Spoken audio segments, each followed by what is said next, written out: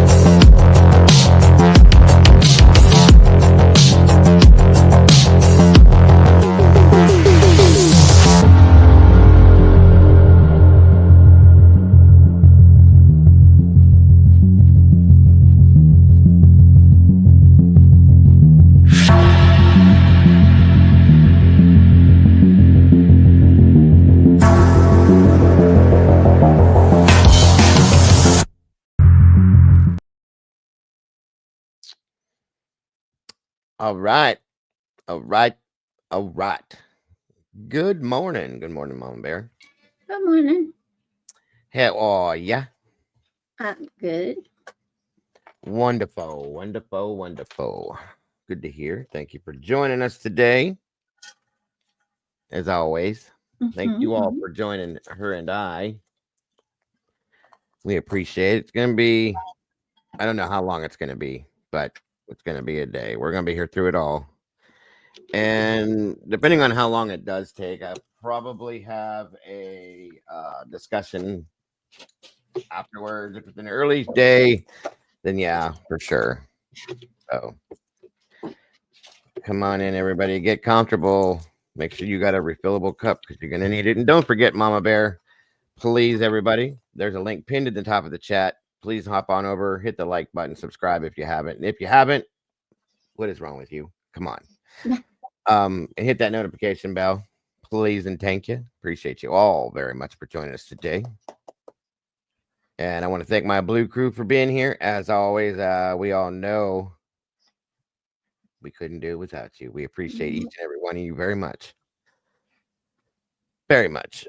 Let's see here, guys. Who do we have in here thus far? Christy Nevada, welcome back. Donnie D Nice in the house. What's up, brother? Summer Thunder, welcome back. Christy Nevada, I love your name, by the way. One Maiden Nut, Eddie's in the house. Welcome back, buddy. Good to see you, brother. Thank you for joining us. Miss Charlotte, welcome back to you. Oh, brother Mikey with the last 24s in the house. Guys, if you haven't checked out Mikey's channel yet, please, please, please. What are you doing with your life? Come on now. Jump on there and check out the last 24s. You will not be disappointed. I promise you that. Thank you. Thank you. Let's see. Be Real's in the house. Welcome back, Be Real. Of course, Mama Bear is gracing me with her awesome presence up here. Stormy's in the house. Welcome back, Stormy. Under and Over it. Welcome back to you. Great to see you today. Always a pleasure to have you all here. Meg P, welcome back to you. Wade Bird, what is going on? Good to see you. Good to have you here. Thank you for joining us today. Let me see here.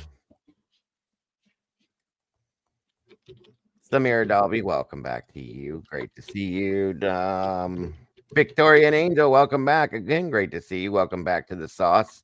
Somebody was so gracious and gifted Victoria and Angel a membership yesterday. That's so very much appreciated and so very generous. I appreciate all the gifting memberships that were put out yesterday and the day before and the day before. It was so amazing. We got so many new members in here. I'm very excited about that. I had to go get a bigger pot, guys, with plenty of room now. So it's awesome. Let me see. Aurora, welcome back to you. Great to see you. Brandy B, our OG's in the house. Good to see you, Brandy. Leslie and Billy, always a pleasure. Good to see you. So very happy to have you here. And tell Billy we're thinking about him every day, and he's always in my prayers. Billy, if you can hear me, love you, brother, and get well soon. Let me see here. SRBBBBBB. Thank you for being here. Do we have to go drag Cassie in here? Do we have to? Bry guy. Brian's ramblings. Great to see you, brother. Although you spelled it wrong, Brian. I just realized that. Brain's ramblings. Bryan. Maybe he did on purpose because he's so smart. Might have. Yes. Justice Jane, wonderful to see you today. Thank you for joining us. Cat K, welcome back, dear. Chris Crow's in the house. Bemmy Rose, welcome back to you. Teresa, always a pleasure. Congratulations, Bemmy Rose. Welcome to the sauce. We got another new meatball. That is awesome. Awesome. Forgot about it. Let's see here. Oh my goodness, Social Glow. Welcome back to you. Paula Fitzhenry, always a pleasure. Dagburn, Johnny Gobbles, Dead Floozy Mama's in the house. And I got to say it again. Thank you. Thank you. I love it. Guys, please make sure you're hitting that like button when you come to the door. 79 peeps in the house, 50 likes. We are getting there, but not quite. Again, congratulations, Bemmy, for becoming a meatball. We appreciate that very much. I'm a member. Yes, you are. Let me make sure I didn't miss nobody down here. Randy Burr. Good to see you, brother. Thank you for joining us last night. I appreciate that. It's always good to hear your voice, Randy. Miss Rowena is in the house. Welcome back, Row. Computer acting next. I know, Brian. No worries, buddy. We'll figure you out. We always do. You are perfectly fine, Brian. We always get you figured out one way or another. And yes, guys, if you have not yet followed it, our social media platforms, please check them out. Our TikTok, Miss Brandy here runs it and does a great job. There's a link for it right there. Right there. Oh, Summer Jade's in the house. Mayhem and Miracles. Welcome to both of you. Go check out and follow the TikTok if you have not yet done it. If you're a TikTok person, it is great to see you. Mr. Jeffrey, welcome. Good to see you. Thank you for joining us. Lily Rose, welcome back. Always a pleasure. Yes, they're not doing YouTube anymore, guys. There's a special link that they have out of Ada County that we'll be using. And the Blue Crew put that all together for us. You can thank them very much. Miss SRB herself put that all together so that we can have that. So thank you, SRB, for that. Again, anybody that is interested in jumping in, you don't need to, okay? But you're welcome to now. Jumping into the Discord with the rest of these amazing people. We have a way to do that. Just let us know if you're interested, and we will hook you up. Miss Brandy will get you in there ASAP. I think I got everybody so far. Said hi, Jeff. Good to see you, sir. Again, I hope you're all having a great day, a great start to your day, and I hope you're ready for it. There it is, Miss Brandy said. Anybody wants to join the Discord, get with her. It's always a good time. Good conversations. Great people. Can't go wrong. And it's ongoing throughout the day. So whenever we're not live here, you can find us in there. And there's many places. Miss Stormy's got a Discord as well. One of our Blue Crew. And there's plenty of things going on in there too. So always something to do over here, guys. Always something to do. Thank you, SRB. If you do want to jump in, that's how you do it right there. Welcome, Open Mind Perspectives. Good to see you. Great to have you here today.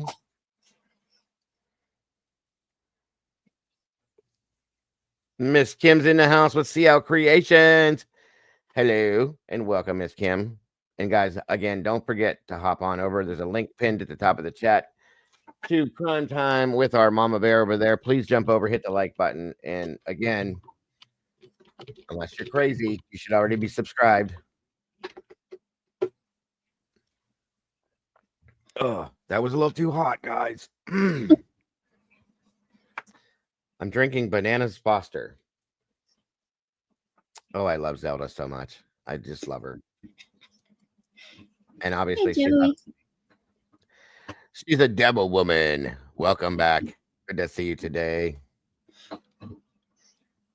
Good to see you. There's our Cassie. Good morning, Miss Cass. Did Mom drag you in here? Under and over. Cassie.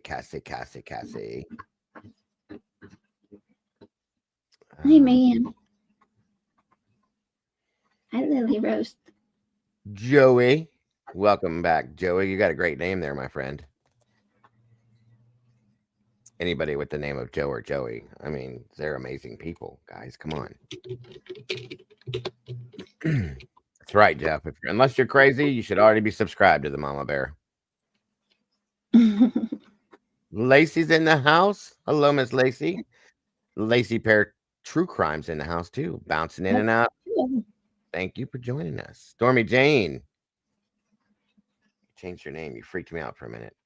Stormy Jane. I'm like, wait, we got somebody new with another Stormy name? Oh, one Stormy's enough. Just kidding. Oh.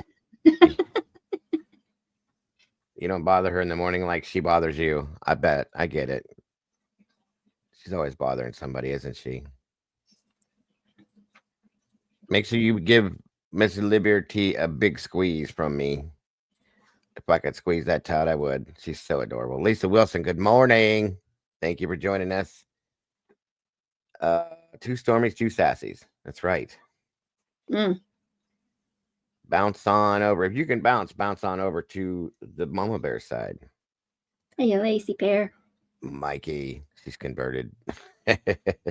Lord Mama. How many times do I say that a day? How many mamas do you need? Right? Like 2 or 3 or 4. Depends on whatever works. Whatever works, guys. Come on in and grab a seat. Yes, guys, very much appreciated. Like I said, you're welcome to hang over at Mama Bear's as well. We're all in here together, so it doesn't matter. If you would rather sit there than sit here, or sit either way. 88 people in the house, 62 likes. Isn't today Wednesday, honey? What's the matter? Isn't today Wednesday? It is. You said it was Tuesday. I said that yesterday. Did I say today was Wednesday or Tuesday? No, Leslie did. Oh, I thought you were talking about me. Sorry. That's what I get for getting my nose in a conversation I'm not part of.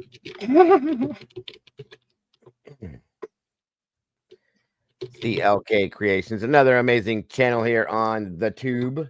You guys got to check out. All you crafters out there, please go check it out. Miss Kim does some amazing things on her channel. The holidays are coming up for Easter. All the wreaths and little things that she puts together are really neat. So go check it out if you will, please. And thank you. I promise you'll be grateful I gave you that link. There's always something going on over at Miss Kim's channel with stuff she puts together. It's really neat. Jeff says, Dago, do you know what the main thing is we're expecting from this trial today? Honest to God, Jeff, I don't.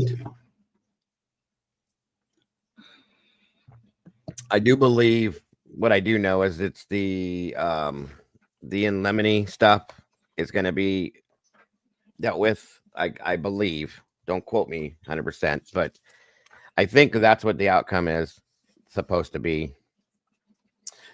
Kane B in the house. What's happening, bud? So yeah. Oh, you're okay, brother. Thank you for joining us today. Wait, today is Wednesday, isn't it? Yeah, make me double check. It is Wednesday. Sorry, I remember because I remember doing Tuesday yesterday. You guys got me checking. Stacia Hart, welcome. Wonderful to see you. I want to say welcome to all these new faces and names that I see in here, guys. I've gotten verification from YouTube that I've had many people that have that are new come in here due to them helping me out by putting it out there. So I appreciate all of you guys for joining us. I hope you guys enjoy the channel and the community, and you're planning to stay here for a while. We love having all the new faces. Anybody that becomes a new member, there's plenty of room in this big old pot that I just got in here for all the meatballs to jump into sauce so that we can spill this sauce every day and talk about the things we do. So that is appreciated. It's wonderful to see all the new names and faces. It really is. We love meeting new people in here, guys, and it's an amazing community. And as you'll see, if you're newer, you'll be welcomed as if you've been here forever, and treated with the utmost respect. Uh-oh. Well, I know what you're going to be doing, Miss Trish. She's going to be true criming it up for the next few days. 4-day weekend. You can't beat that at all. Especially if you got good weather. Hell yeah. Hop on in. Come on. Join the sauce. Yes, ma'am. Let me see here. There it is. So I want to make sure we're ready for that.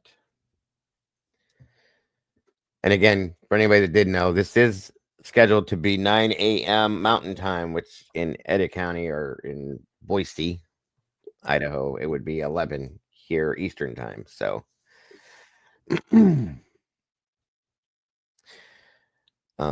thank you, Kim. We appreciate that. You're part of that community, so you're part of what makes it amazing. And 109 peeps in the house now. Make sure to hit that like button, guys, please, and share it out and let everybody know what we're doing. Sergeant Friday's in the house. Sergeant Rabbit at your service. Did you hop? Sarge hopped. He kept your chair warm last night, Mama Bear. Better not have been farting in it. I don't think he was farting in it. I don't think. Oh, Brady's trying to get to you there, Bear, on Discord, I think. No, it should start in 15 minutes, Cassie. Tommy G, Jesus, sorry about that, Tommy. We will once again get to witness the injustice system, the injustice system, knowingly bring charges against an innocent person without shame or consequence. A good point there, Tommy. Sarge. Sarge. You guys.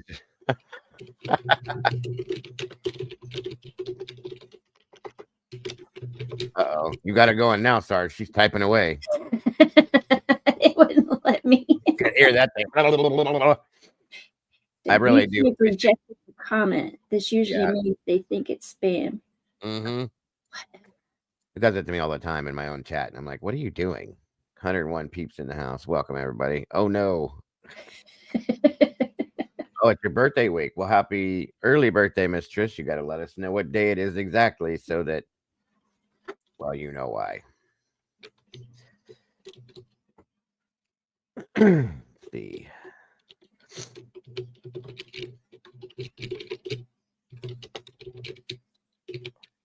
Thank you, sir, Mr. Randy Fur. Appreciate that very much.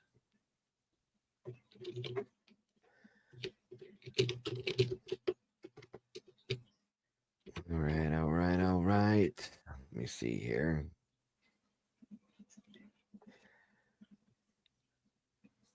Yeah. It should be interesting. I'm real curious. Social glow. I think I said hello. If I didn't, hello again. I'm real curious to see how today goes. Sarge, you're killing me. He's a mess. Always. Don't offer me a good time.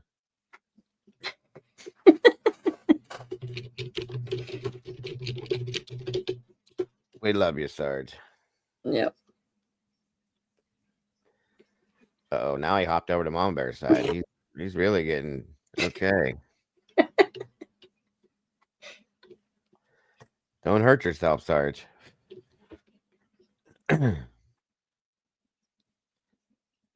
right, let's see. Drop down there. Yeah. Oh, I know. Charlotte. I think everybody is anxious for sure, just to see what goes down today. I'm sure there's plenty of expectations as well.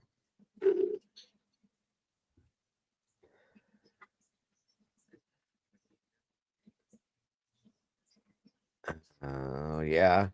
Yeah, that's definitely a good song to have in your head, that's for sure. I get that too. Agreed, Sarge, agreed.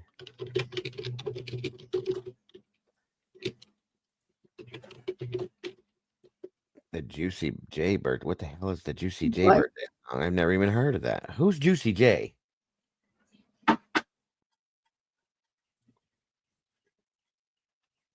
I hear the Juicy J. I've never heard of Juicy. Anybody else know who Juicy J is?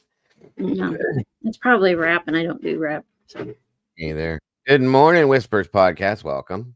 Great to have you here today. Phil is in the house. Hey, hey. Meatballs, PSA. Failure to hit the like button will land you in the generic sauce pot with the deformed meatballs until you. Okay.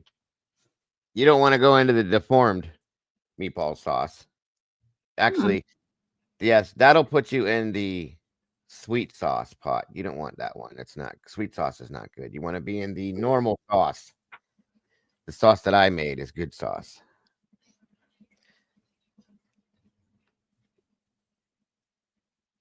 That was always a fun song to play on the bass. Yeah, it would be. It would be. Traveling up and down that neck.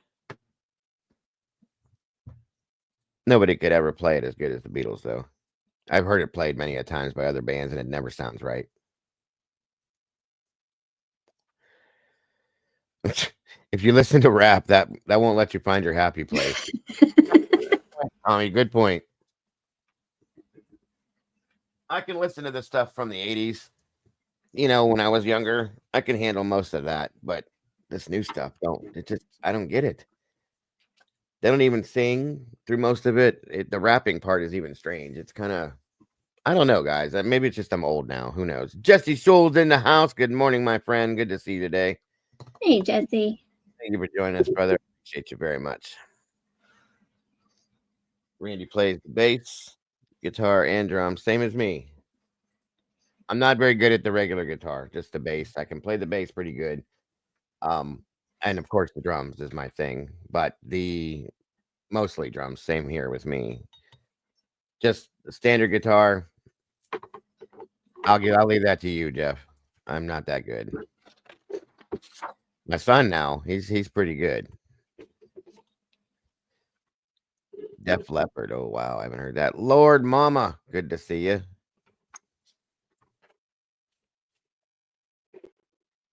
Mm-hmm. There's our wisdom. Good morning, wisdom. It's called mumble rap. Yes, it is. It's what it would. Bryan, they usually don't. No, not usually. Never know though. They might surprise us. Yes, yes. Going through a different box than before. What were you playing through, Jeff?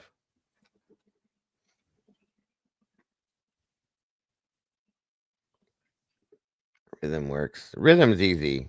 I can handle rhythm guitaring, but leads and stuff, I don't quite understand solos or any of that. I'd have to watch Jeff for a while.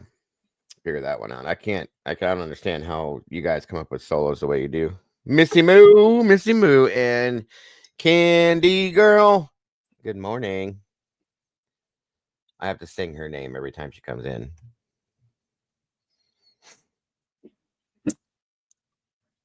I ran on time, 98%. Well, good. That is good. That is good. I always like being early. I don't like being late. Emma Spears in the house. Good to see you, my friend. Thank you for joining us again. And is Gen Z humor off to you? Oh, definitely. Definitely. Most of what my kids laugh at leaves that. Yes. Yes, thank you. Very good point, Lord Mama. Very good point. You are so welcome, Candy. Thank you for being here. Yeah, they do laugh at things. Thunder. What'd you say? I said, hi, Summer Thunder. Summer Sunday. Good morning. Moonlit babies in the house. Good morning. Yeah, my kids, my adult children, they're 30, 31, 28. Okay. They laugh at things, and my wife and I are sitting here going, looking at each other, what the hell was funny? And they're dying laughing. And I'm like, oh, okay. Ha, ha, ha, ha. Yeah. Don't you get it? Don't you get it? Sure. Whatever you say. They have a pretty dark sense of humor too. That's another side to it. I pulled out this old Line 6. I like those. The Line 6 amps. I think they're pretty decent. I've been told I'm crazy now that there's something new that's better, but over StreamYard and pulled everything else. I still got my little orange amp. Yeah, I'm happy with it. I'd trade it for a Line 6 right now, but I've been told those aren't the thing anymore, so who knows. And every content creator who has been covering this case is all, oh yeah, I figured everybody would be live today, and I appreciate you all joining me for it. And me. And us. I should say us. Sorry. I'm just a co-host. She's the boss here. Hi, Moonlit. DFR. And guys, make sure you don't forget the link is pinned at the top of the chat to be able to click and hop on over to Mama Bear's side. Hit the like button, subscribe if you haven't, and hit the notification bell, please, and thank you. Hold on here. I think something's about to happen. Let's see here. Oh my goodness, there it is. All right, guys. Miss Sherry, hello and welcome. Great to have you here. You're not late. Nothing's happened yet. Miss Gina Reed. Rick Allen, yes, his story is amazing. It's absolutely amazing. The things that he was able to accomplish in the period of time that he did it, absolutely beyond amazing for what he went through. And he's one of the best drummers ever, in my opinion, because of what he did accomplish with one arm. It's only 8 a.m. Mm-hmm. I don't know where you're at, Open Mind, but it should be 9 a.m. in Idaho there.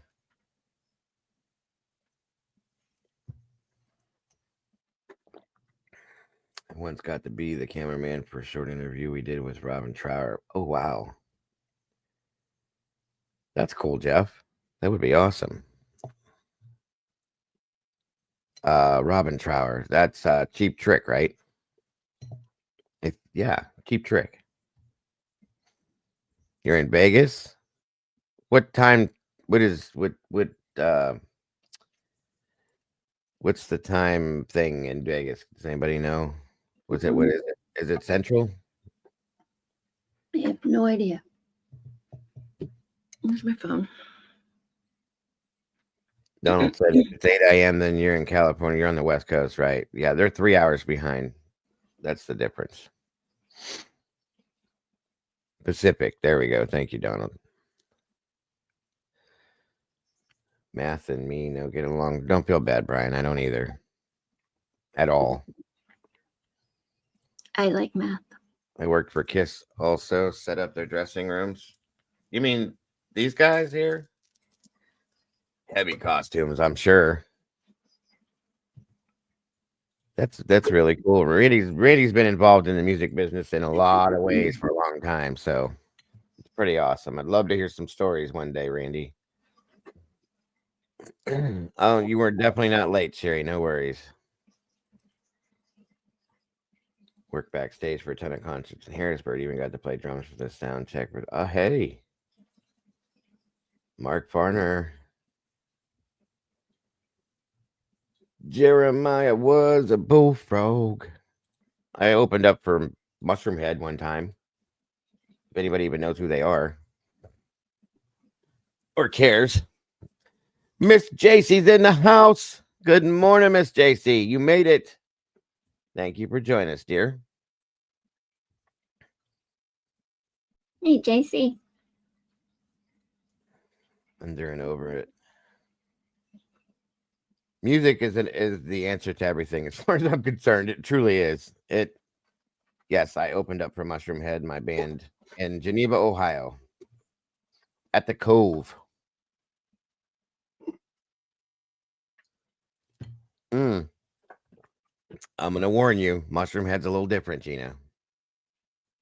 Definitely a little different. Good morning, LR.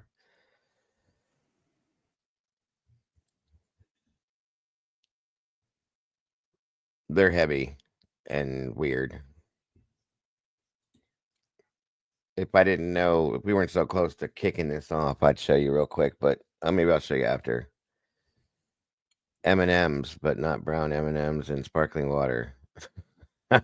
That's your snack? Okay. The curtain rises. No, not. Oh Jesus, Jeff, not the Delphi Rick Allen. Def Leppard's Rick Allen. Oh yeah, Kiss is amazing.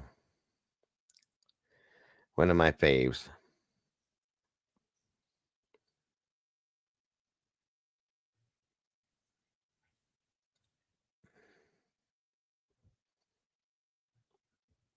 My username is from a song. Not many catch it. Under and over it. It depends on who sings it and how old or new it is. Robin Trower was more of a solo artist. He had a great album called Bridge of Sighs. We also got to interview singer from Iron, Bruce Dickinson. Little dude, yes. So Robin wasn't from Cheap Trick, Jeff? I could have thought that. I swore. Maybe I guess I don't know everything then.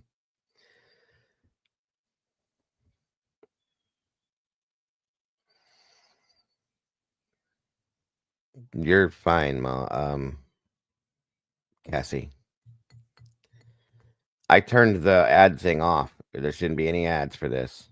If there are, you tell me and I'll go back in and double check it. Five Fingered. Oh, yeah. I love Five Finger. Very good band. The Bleeding.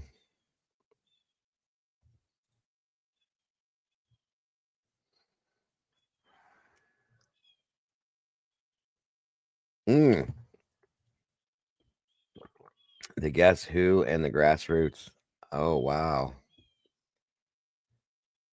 That'd be a hell of a concert. Elizabeth Wagner, good morning.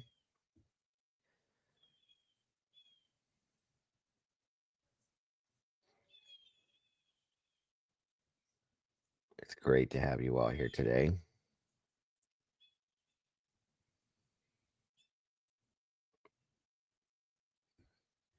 What time is it? It's 11 o'clock on the dot. So any moment now, I hope.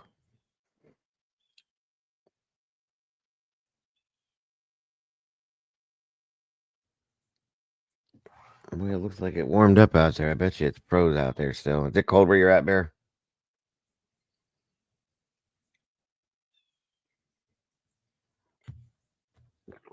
She decided she don't want to talk to us today. Talk to me.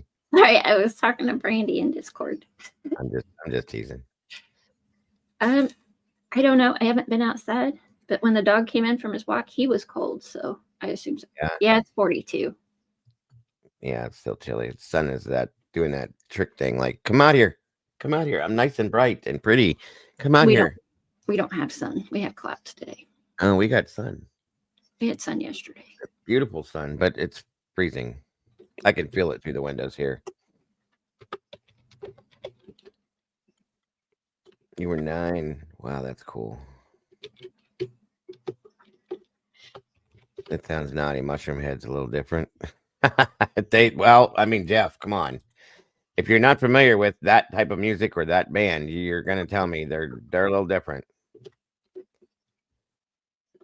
Dago, tell my mother to be nice today. She's always nice. What are you talking about, Cassie? You be nice to her. Yes, I will delete you. I will delete you. I brought you into this world. I will delete you. That's hilarious. You can't. I'm immune. You guys are nuts. She's still your mama. Be nice to her. Respect her. Um,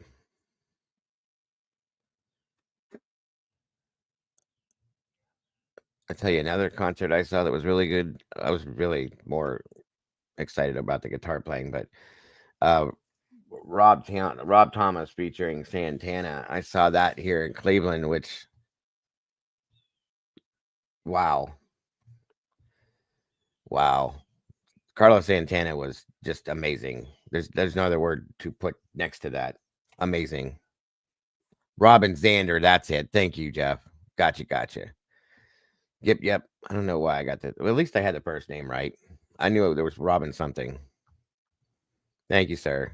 Oh my God, Carlos Santana. Even at the age that he was when he performed that concert, you can't even see his fingers moving on the neck of the guitar. It was amazing.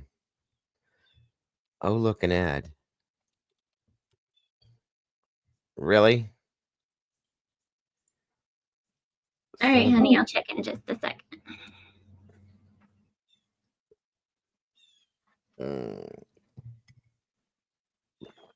Will the audio sound like they're live streaming from inside a wooden crate and the video image look blurred and pixelated as usual? I'm hoping that we were saying that it's different, Eddie, because they've changed over. Let's see. I know as soon as I do this, they're going to start. Hold on. Let me shrink this down.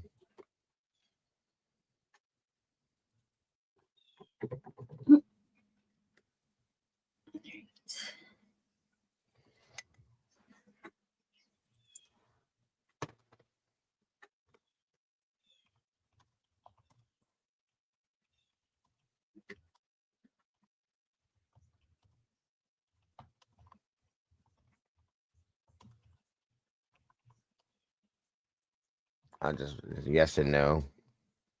Will the audio and video be horrible today?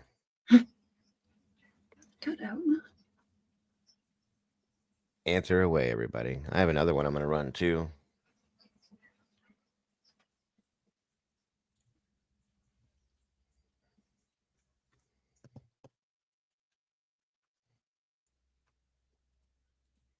They do that on purpose so that it makes it difficult to pick up on all the subtle things that yeah, probably I can agree. Yet to be seen and heard. That's true. 100% says yes. Right? Go get you some coffee while you can. Keister Bunny's in the house. Welcome back. Wonderful to see you today. Appreciate you. Let me check something out here, you guys.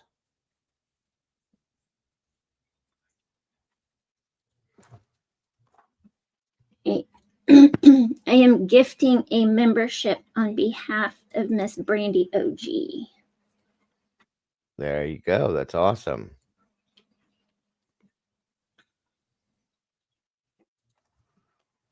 Who received is it? Did it go through? Lord Mama was gifted that membership. Congratulations. And welcome to the sauce, Lord Mama.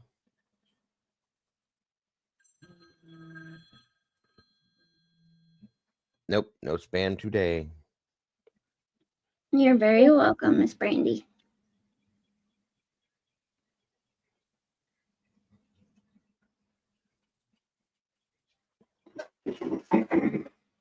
I don't know, Kim. We're working on it. Nothing yet. I've even checked Law and Crime and Court TV. They're sitting on the same screen we are. Nothing yet. Congrats, Lord Mama. Welcome to the sauce and welcome to the family. Kelly Coker, hello and welcome. Yeah, I like that name too, Stormy Jane. It's cute. Yes, they always run late. Who knows? They're probably having a disagreement before the end. You never know.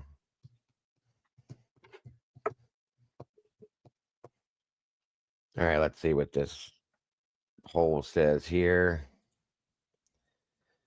And 87% of people said yep. 12 said no. Let me run the other one. I'm really curious to see what you guys think of this one.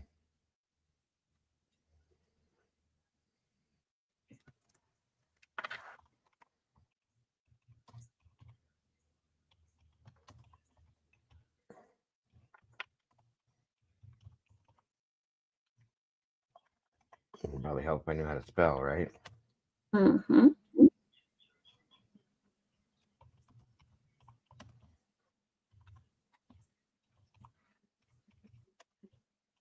Very simple. Will Judge Hitler address Cy Ray's affidavit today? Yes or no?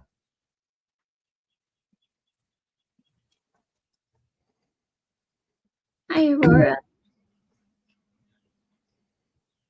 Bill, Joey, baby, don't get crazy. I know you've heard it all before. So it's Bill singing to us, everybody. Oh. So I don't say it anymore. I just stand back and watch you fight your secret war. Oh, Joey Agrella, I'm not angry anymore. I thought you were singing to me because that's my name too, is Joey or Joe. You got people serenading you, Joey. All right, Brandy, good stuff. Good to hear. Congrats.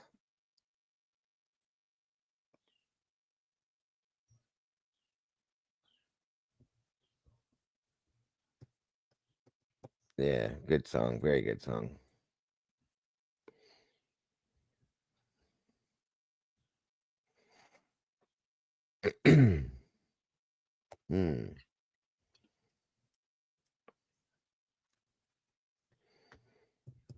I could probably answer for about 5 people in here what they think myself. He was here, Phil. Joey was in here a little bit ago, right, Mama Bear? I thought so, yeah.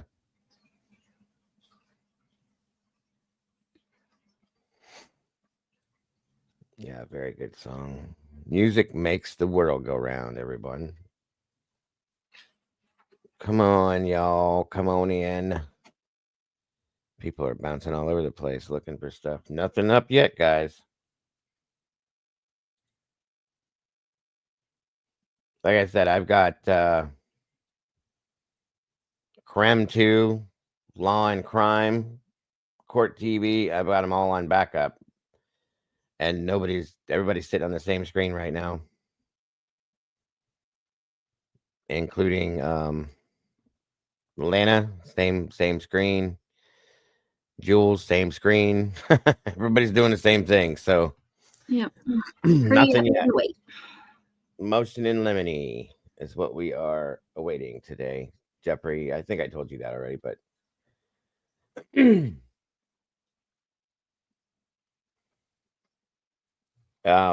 Fox put it out there is the hearing today on evidence that he wants thrown out in the Idaho murders case. I don't trust anything any of the news channels put out, so I won't refer to those.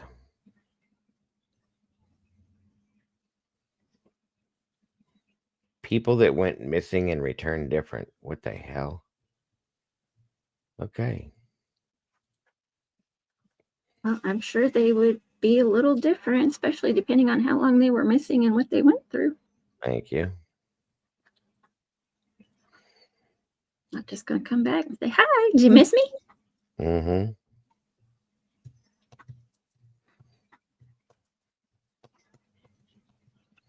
You're going to be waiting for a little bit, Stormy, because she's working. Speaking of which, where is our tomboy?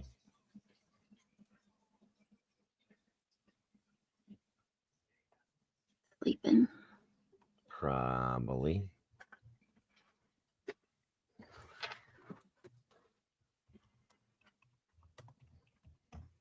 All right, guys, come on. Let's get things moving there, Judge. Here we go. 31665. We have representing the state, Mr. Thompson, Mrs. Jennings, and Mr. Horowitz, and for the defense we have Ms. Taylor, Ms. Massoff, And And Ms. Ms. Barlow. Barlow, welcome to the fray. I think I saw you back there.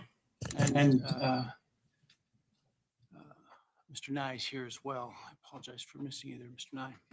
By the way, I cannot run All right, subtitles because it's today live. we have a number of motions to get through. What we don't get through today, we will take up tomorrow.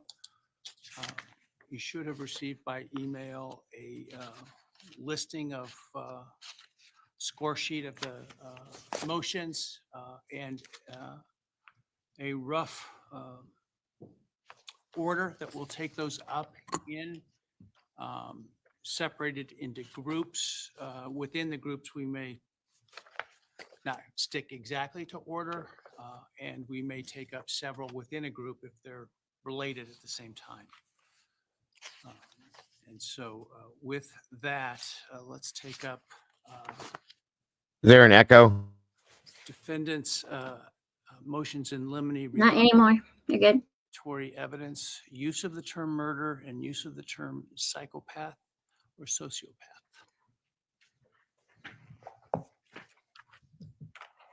Good morning, Miss Ann. Thank you, Your Honor.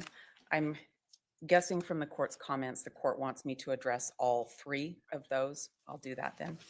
Your Honor, the motions are brought to the court based on Mr. Kohberger's constitutional rights and the rules of evidence and relevant case law.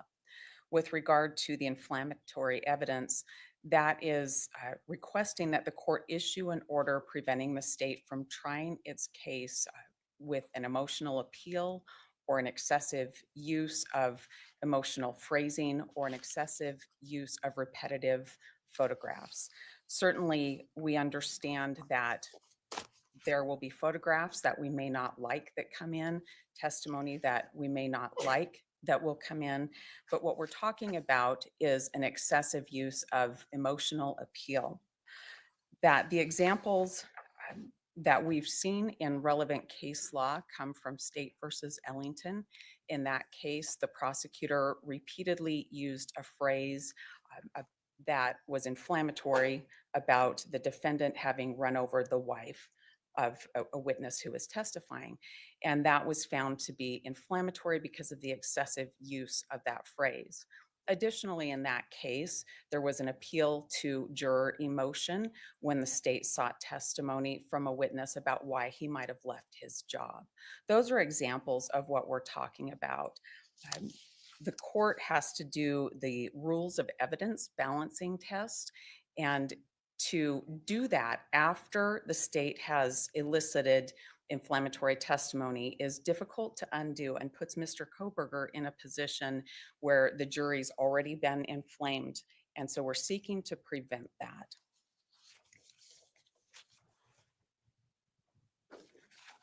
Your Honor, I will move then to our motion regarding the murder term. This motion is also based in Mr. Kohberger's constitutional rights to due process and to a fair trial. This is not a motion to ask the state not to use the term murder. That's going to come out when the court reads to the jury the charging document. That's going to come out in jury instructions. This motion is about the state, through its witnesses, labeling Mr. Kohberger.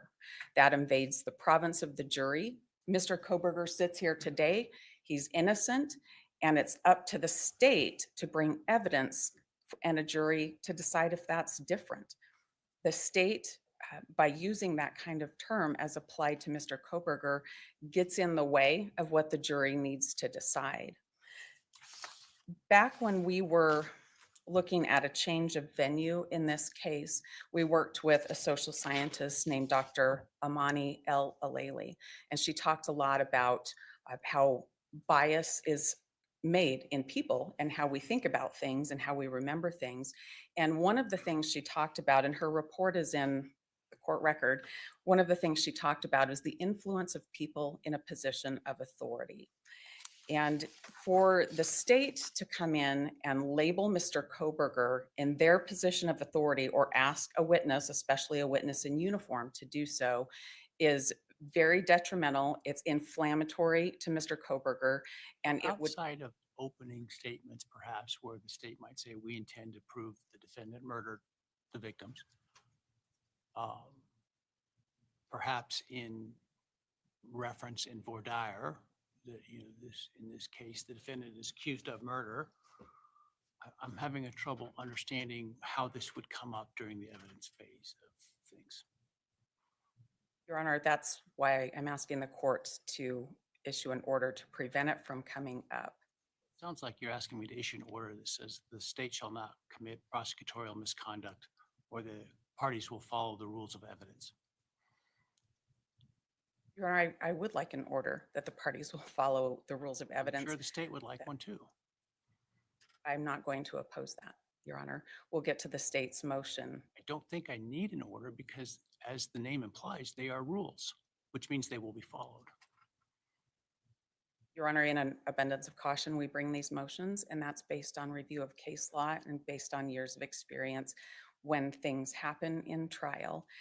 I found, and I believe that it's relevant to bring these kinds of motions before the court now and have all of the parties aware of.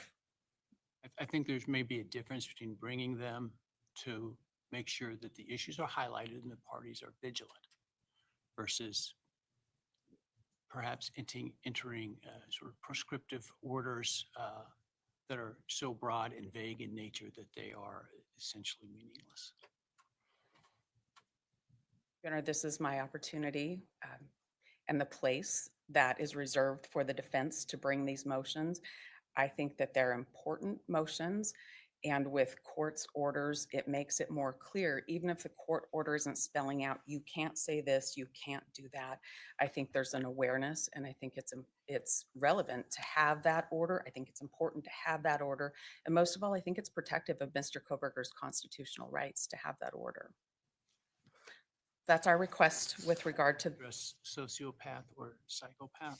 Yes, I'd like to address. The state address. was intending to go there, but you're welcome to address it. Your Honor, if the state is stipulating not to use those terms, I don't need to make a full argument on that, but I'm prepared to do so. I'll be brief. Then with that, we brought this motion again under Mr. Kohberger's constitutional rights to a fair trial and due process of law. This motion is really spelled out in Dr. John Eden's affidavit when he talks about the unreliability of tests that might label somebody in that particular way and the danger of having that label applied to somebody. If that's allowed to happen, then Mr. Kohberger is colored with an opinion or a way the jury will view him that is unfair. And our request is that the court not allow the state to label him in testimony as a psychopath or a sociopath, because any kind of testing is unreliable. That would relate to, or that would become problematic within the rules of evidence to do so, and the inflammatory nature of those kinds of labels would. I'm not aware of any testing that has been done that has reached that conclusion. Am I missing something? You are not missing anything. There has not been any testing. There has not been any labeling. This again is my opportunity to bring a preventative motion to protect Mr. Kohberger's constitutional rights. And that's the purpose of that motion. Thank you. Hi, Tomboy. Thompson? Thank you, Your Honor. And as the court is aware from the responses that we filed, Mr. Nye and I actually kind of divided these motions up. We didn't realize they would be heard together. But as to the inflammatory evidence, what the court has noted is exactly what our concerns are. In the defendant's filings, he doesn't specify what inflammatory evidence he's concerned about. He doesn't define the phrase exceptionally inflammatory, nor are we aware of any definition of that. The words just seem to be used loosely and freely here. And in fact, in the defendant's reply, he acknowledges at page 2 that he really doesn't even know what he's trying to object to. He's asking the court to presume that something's going to happen or anticipate something without a basis for it. We don't see any basis for the court to enter an order. We intend to conduct our trial professionally, and we anticipate that if there are questions about anything that we do, that there will be a timely objection and the court can address it in that fashion. So our prayer to the court is the court deny the request for orders that the defendant has made and simply preserve the defendant's opportunity to object if something of concern comes up in the future.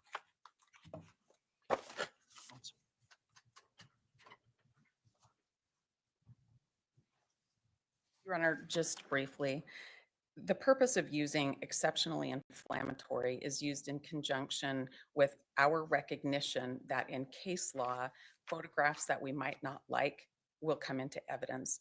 Exceptionally is to define what we mean. And we mean when it's over the top, when it's unnecessary, when it's going to inflame the passions of the jury, and that tips the scale of relevance. We don't know exactly how the state's going to try its case. We do know there are over 13,000 photographs, hundreds of hours of videotape, and many, many witnesses who the state will call to testify.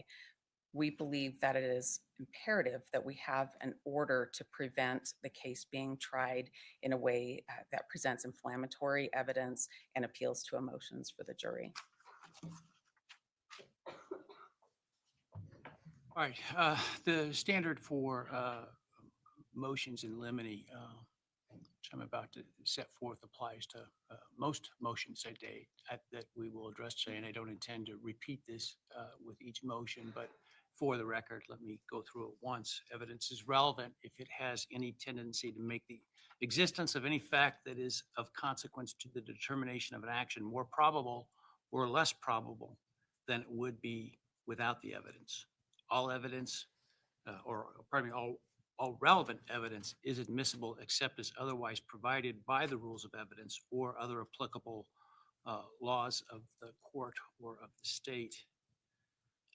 Although relevant evidence may be excluded if its probative value is substantially outweighed by the danger of unfair prejudice, confusion of the issues, misleading of the jury, or by considerations of undue delay, waste of time, or needless presentation of cumulative evidence. The question of whether evidence is relevant is a question of law to be reviewed de novo, while the decision Thank you, Isabel. God bless. Evidence is reviewed for an abuse of discretion. On discretionary matters, the trial court must correctly perceive the issue as one of discretion, act within the outer boundaries of its discretion, act consistently with the legal standards applicable to the specific choices available to it, and reach its decision by the exercise of reason. So my concern with the motions is not the substance of them in the sense that I think it's appropriate to highlight those issues that everybody should be cognizant of. It's in fashioning an order that has any real meaning because of the breadth and lack of specificity of the motions. With respect to the use of terms psychopath or sociopath, I do understand that there is no evidence that the defendant specifically has been tested and found to be with that diagnosis or personality disorder, if you will. And I understand the state is not intending to, at this point, seek to attach that label. Absent evidence, competent forensic evidence, if you will, qualified expert evidence, and I haven't worked all the way through penalty phase, and I suppose that could come up in penalty phase of things, but for now, certainly for the guilt phase, innocence phase of the trial, I am ordering that the state and its witnesses not use those two terms or their equivalents. If something happens where you believe a door has been opened before launching into that in front of the jury, you are also required to bring that to my attention outside the presence of the jury. With respect to the term murder, well, let me start with the term murder. So I don't, obviously, the jury is going to be charged with what the charge is or our charges are in this case, which include first-degree murder. I don't think there's any problem in using the term murder as it describes the charges and the allegations. Testimony or statements by counsel or by others that the defendant is a murderer or committed murder, I think would be essentially argumentative in nature at this point. I will tell you that the one thing that will get my dander up quickly is either counsel attempting to argue outside the one opportunity they have to argue in a case like this, which is closing. And I will shut you down faster than you can imagine if I see that. And if I see it again, I will admonish you in front of the jury about it, because I'm serious about not arguing in your questioning or statements or comments between questions and nature of that. And so that would also go with the term murder, I think, to the extent that it reaches a conclusion that the defendant committed murder prior to the closing. Now, certainly the allegation that the defendant committed murder is going to be relevant and probably appropriate in opening statements, perhaps even in voir dire. But apart from that, if you're intending to go there, you need to bring that to my attention outside the presence of the jury. And that's obviously important. Both of those are important to make sure your witnesses understand as well. With respect to inflammatory evidence, I don't know what that is until I see it. And certainly there are rules regarding prosecutorial misconduct. I think counsel is likely well-versed in what those rules are. I'm not one that says I'm going to order that you follow the rules. You are counsel licensed professionally by the bar, admitted to this court. Your obligation is to follow the rules. And that is what I expect of counsel. And so any attempts to skirt the rules without a good faith basis to do so will be problematic. In terms of, and I think really where there's some potential gristle, meat on the bone here, I should say, relates to, I suppose, the photographs or videos of the decedents and the state of the crime scene. This, I would imagine from what I've seen, some of those photographs are particularly graphic, but make no mistake, these murders, whoever committed them, were brutal and were horrific. And so I suspect that the evidence will reflect that. Now, if it comes to cumulative evidence, or perhaps some that are unnecessarily graphic, we can address that on a case-by-case basis. And so I think the idea is before you show the evidence to the jury of that nature, that counsel be given a copy of that. Obviously, if you're going to be seeking to introduce those, they will be given a copy, and we can have a discussion outside the presence of the jury about how many, which, et cetera, will be presented. But I don't feel it's really does anything it doesn't advance the ball for me to abstractly say, don't use inflammatory evidence.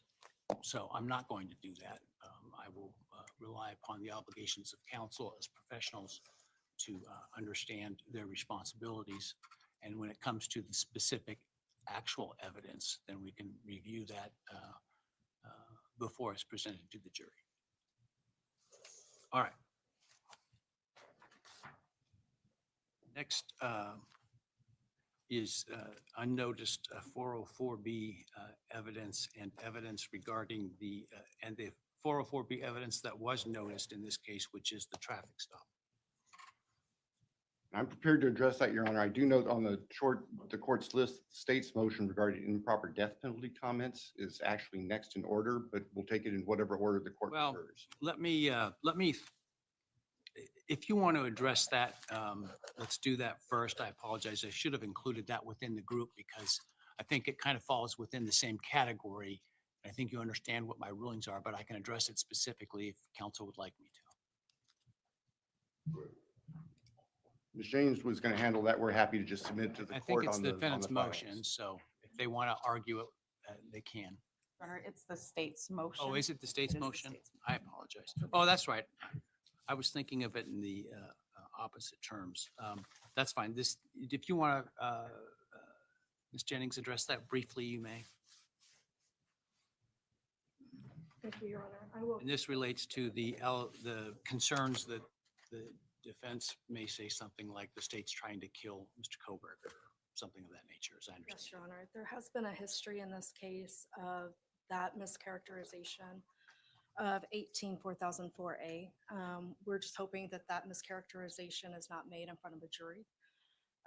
But considering the court's comments this morning, as well as defense counsel's comments, that there shouldn't be statements made whose sole purpose is only for an emotional appeal, I think that this is settled. And defendant replied basically saying the same in their response, that they suggest he use phrases that comport with existing language and statute and jury instructions. And that's what the state is asking for. Thank you. Any response? Briefly, Your Honor, we're satisfied using language that's already spelled out by statute, by jury instruction, and that sort of thing. So with respect to this motion, I think the ruling is really sort of encompassed within my, for lack of a better term, ruling or instructions about argumentative comments or statements of counsel. The example spelled out by the state, I think, would fall within that category of being argumentative and would be improper by counsel. And so obviously that shouldn't be done. And so they should comport with the language and at the appropriate time and in the appropriate way that is not argumentative to address that issue. And so they are so ordered. All right, let's take up 404.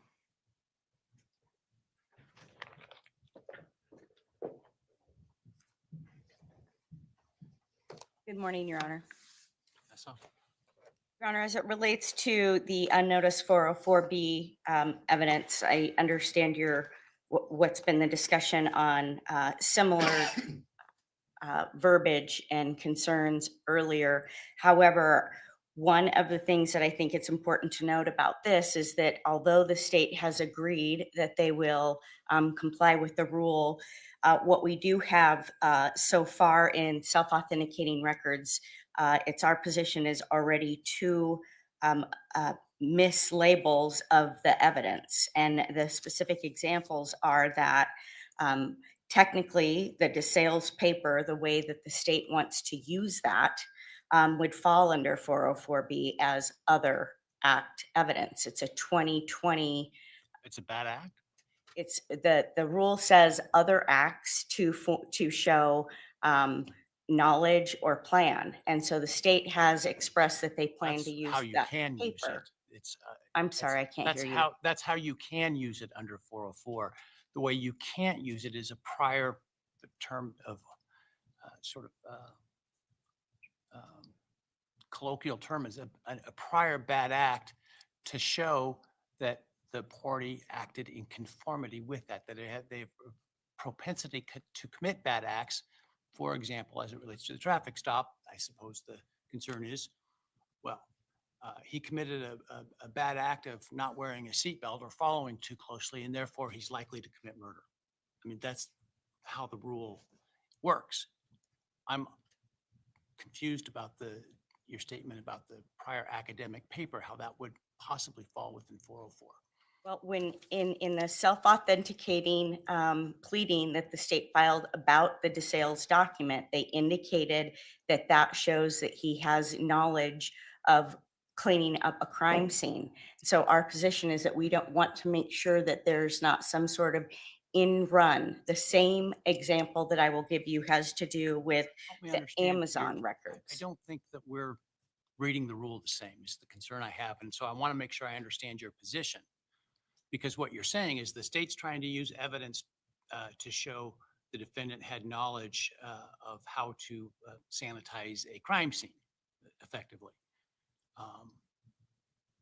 And that's one way that you can use evidence of a prior bad act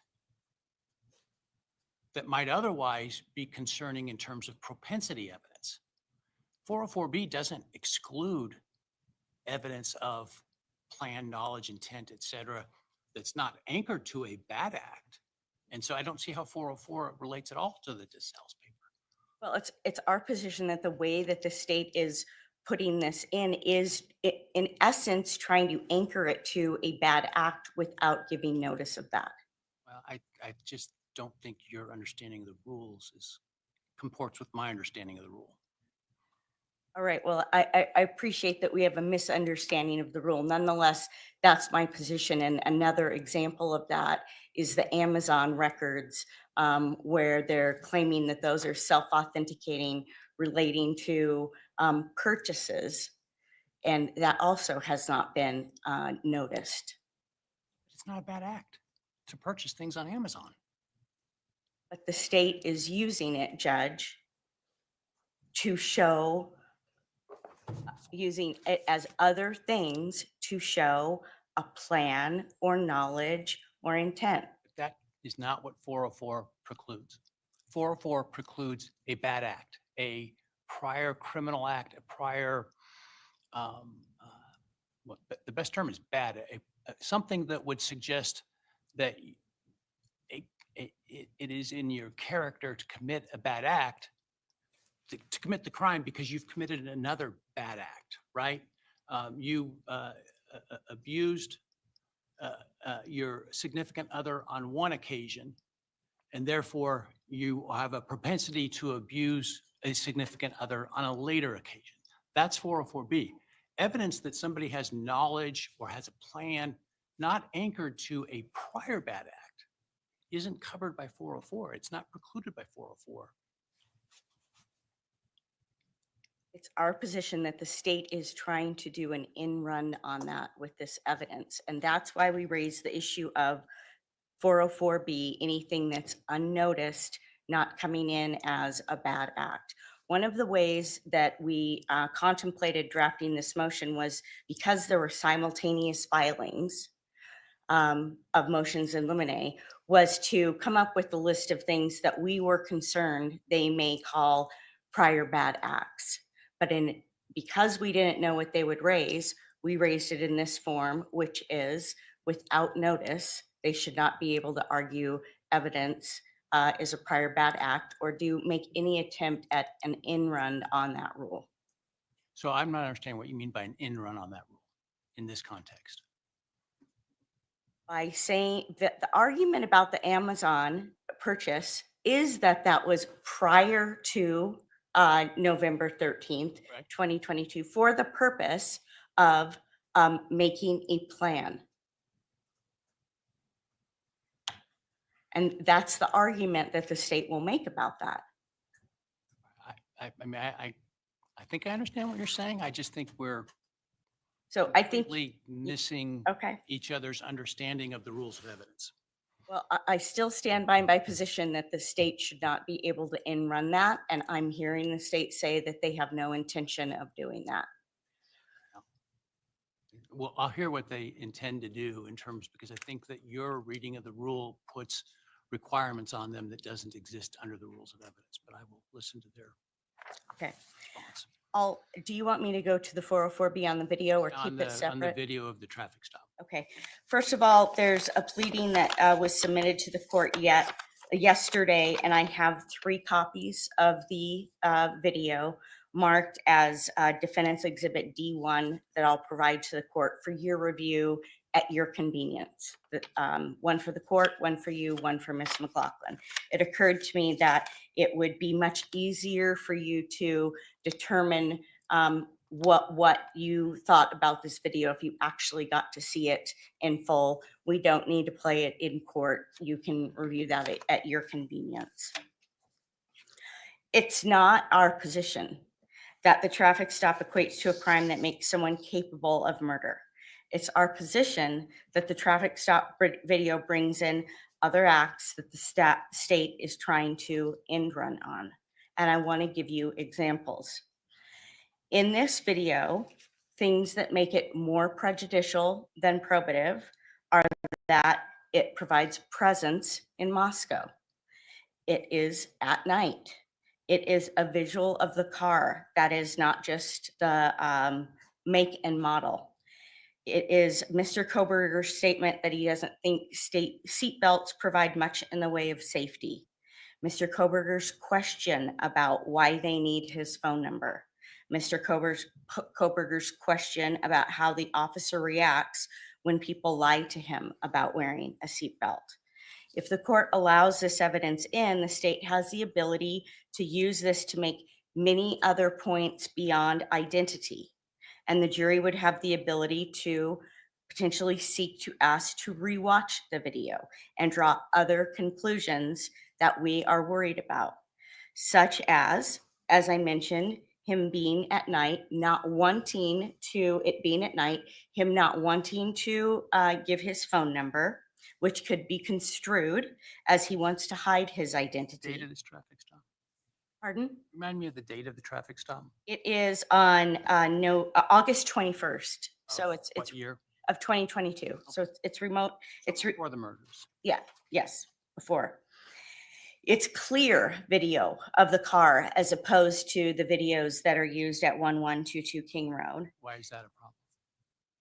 Because I think that the state, again, can use this video as an example of where you can see a white sedan clearer than you can see it on 1122 King Road in those videos.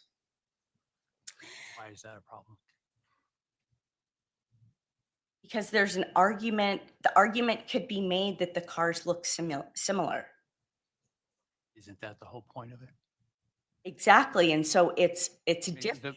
the point of it being, as I understand it, is to show that the defendant owned a white, I can't remember the name, the maker. Hyundai Elantra, and that he, as opposed to others, drove that vehicle. Correct, Judge. And so when this video comes in, it's much more than a witness saying, you know, I looked at registration records and registration indicated that he owned a Hyundai Elantra. When you see it on a video, and then there's going to be other videos that are put into evidence, there's a different argument to be made as opposed to someone verbally reporting a make and model. The state has, Sounds like that makes the evidence of, I guess I'm just not tracking again under 404 how that particular issue. Now, there may be the ability to cross-examine the FBI specialists about, well, this video is grainy, how can you make this determination of what the automobile is, et cetera. To me is different than, okay, that's what their conclusion is, which you can attack. The evidence that he has a white Elantra within the years and that he drives it, it's prejudicial in the sense that it doesn't help your case, but I don't see how it's unfairly prejudicial, which is kind of what you were talking about, which is 403. I haven't heard anything that's 404, but.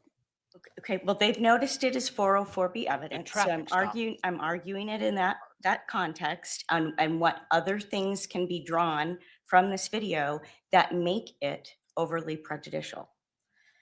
The other thing is that the state's expert disclosure by Special Agent Nick Balance lists August 21st as one of the dates that they claim that Mr. Kohberger is near the 1122 King Road residence. And so the date of this traffic stop is relevant to the state for that, their ability to argue that. That also makes it overly prejudicial. It makes it relevant. It doesn't make it necessarily overly prejudicial. Judge, the combination of these things is that this video has the ability to be much more than what the state is claiming. The state is claiming that it proves who he is, what his phone number is, and the type of car that he was driving. It's our position that when you watch the video, there are other arguments to be made that make it more prejudicial and therefore excluded when there are a myriad of other ways that the state can prove his identity. You don't get his to, phone and I number. don't get to tell the state how to try their case unless they're violating the rules of evidence. Of course, I don't get to tell the state how to try their case, but I do get to tell this court what our position is regarding that evidence. And when we think that evidence is overly prejudicial and can be construed to do things that the state is otherwise saying the evidence is meant to do. And that's the point of this argument. We ask that you exclude this video, which I will ask that it be, that the marshal provide that to you, and that the state use a different method of proving identity. Thank you.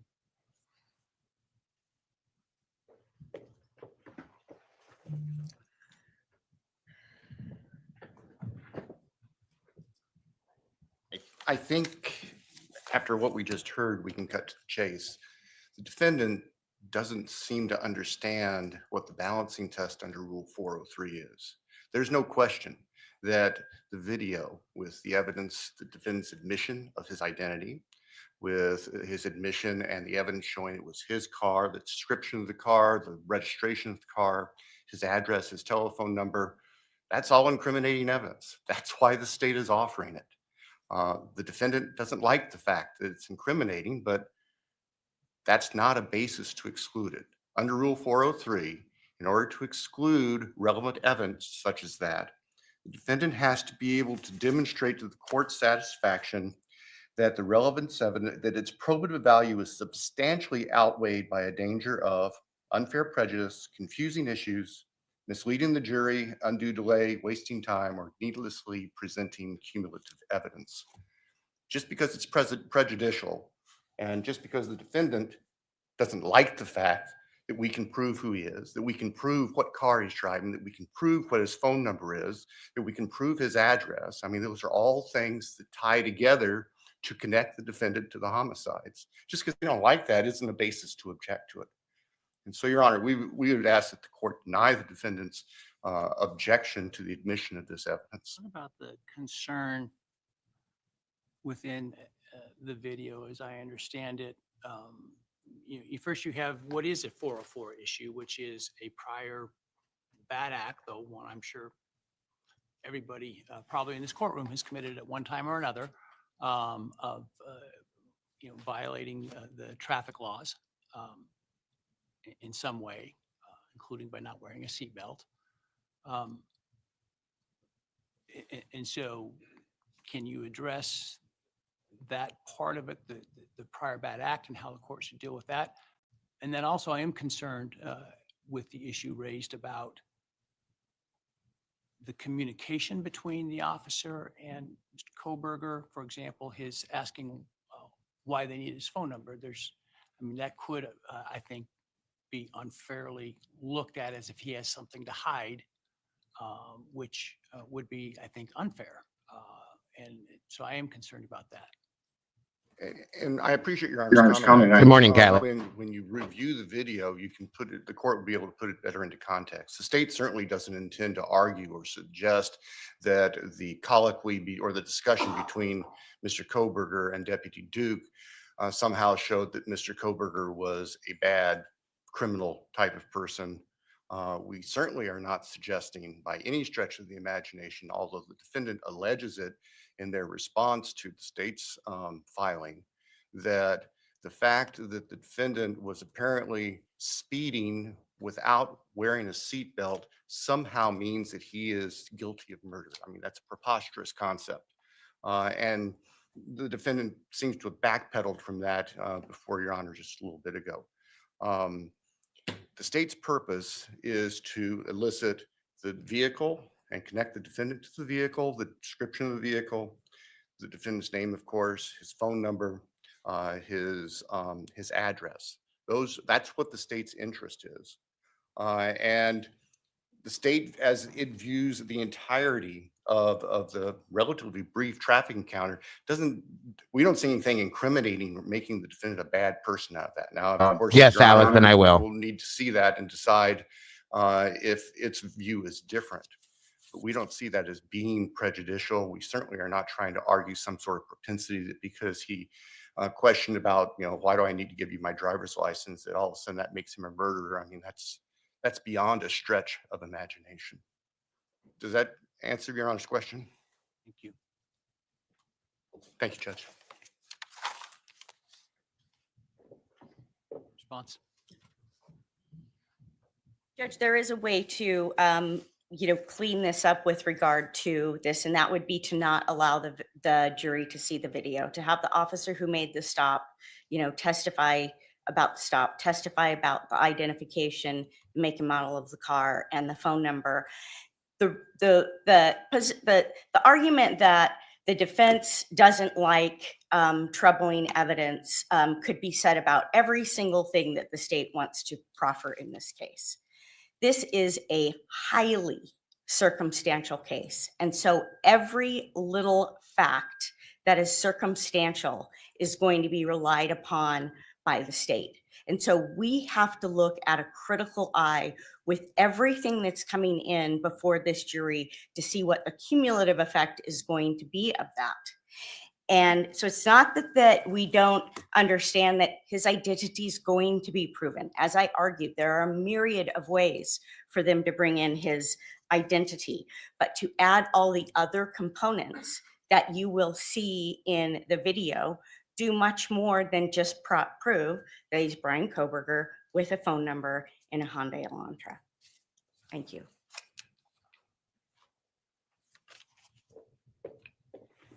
With regard to this motion and the 404 issue in general, the standard for the admission of evidence that falls under 404 is that the court determined that there is a factual basis by which a jury could find more probable than not that the prior act, if you will, occurred, that the prior act is relevant for a purpose other than propensity, such as identity, and that a balancing test under Rule 403 would not otherwise preclude the evidence, i.e. that the unfair prejudice does not substantially outweigh the relevance. When it comes to 404B evidence, and that's how this was noticed and brought to the court's attention, which is the framework that I'm looking at, 404B does not apply to just any prior act. It applies to prior bad acts, other crimes, other wrongs, not other acts of benevolent or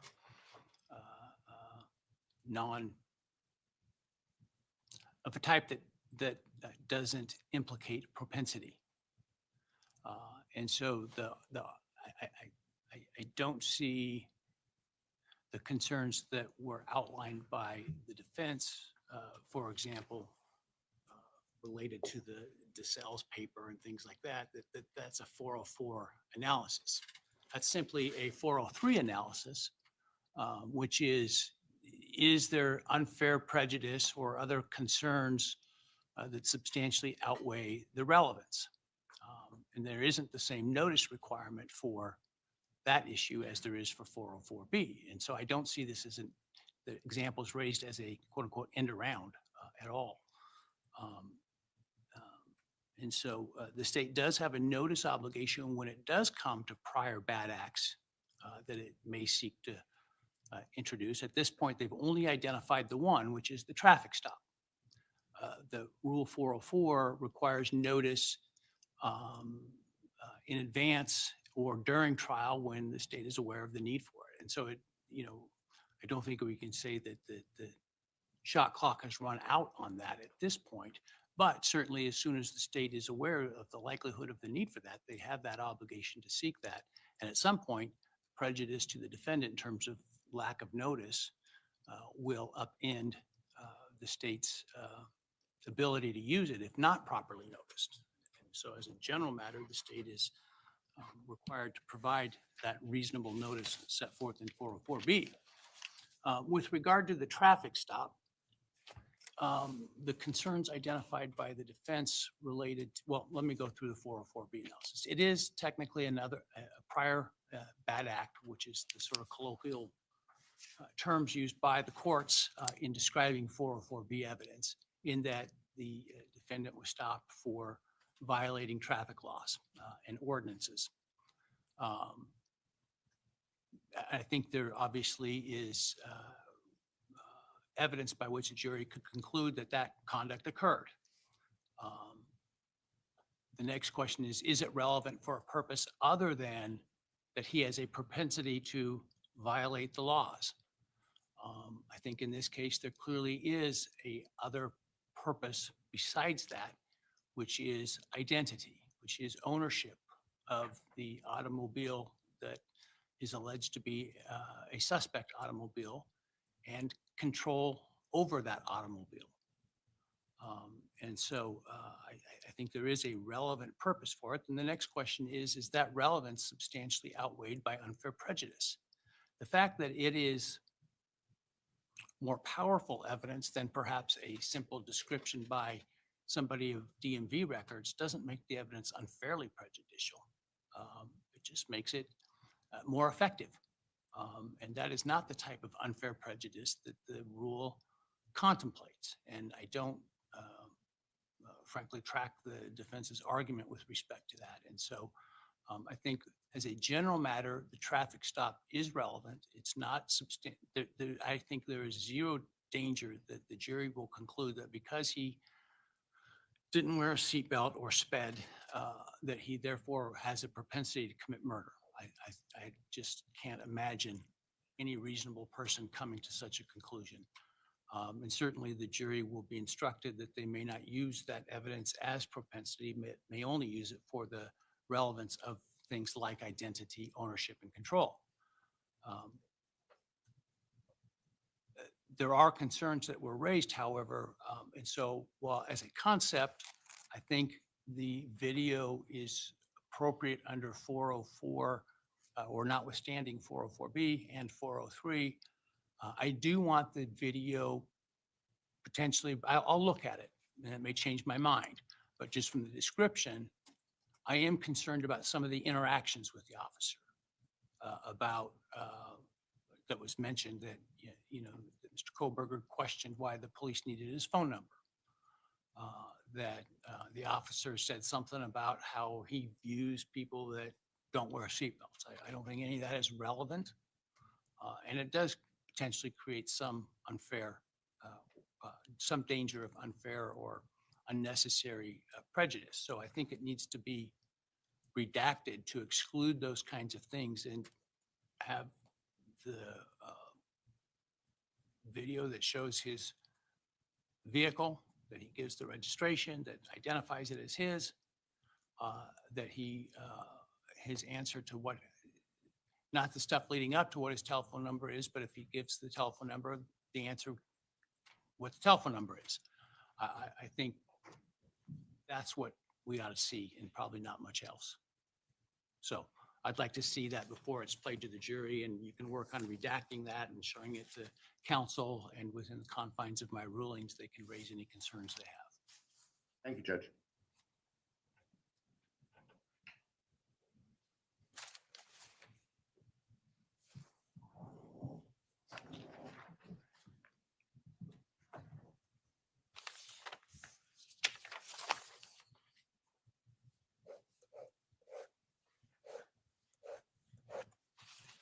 All right, let's talk about who is going to be in the courtroom amongst the victims and the defendant's family in general, in terms of a reserve seat. I'm not as concerned about the reserve seat part. We can address that at the pretrial conference down the road. I'm more concerned about the ability to be in the courtroom, notwithstanding an exclusion order of the court of witnesses. So let's address that issue.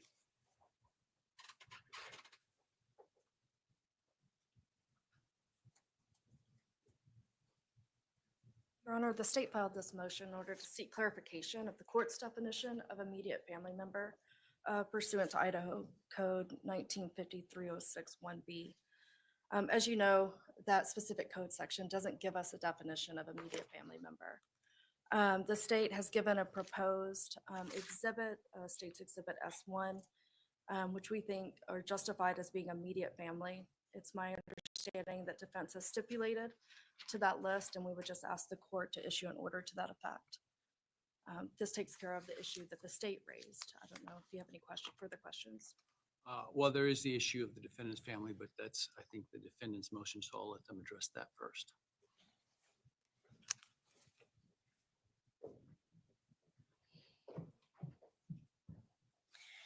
The state submits that by simply placing our client's family on its witness list, that is enough to warrant exclusion, and further that they may call family members. I want to note that they have not subpoenaed them, the state's attorneys have not interviewed them, and they know that Mr. Kohberger's family does not have any interest in helping them.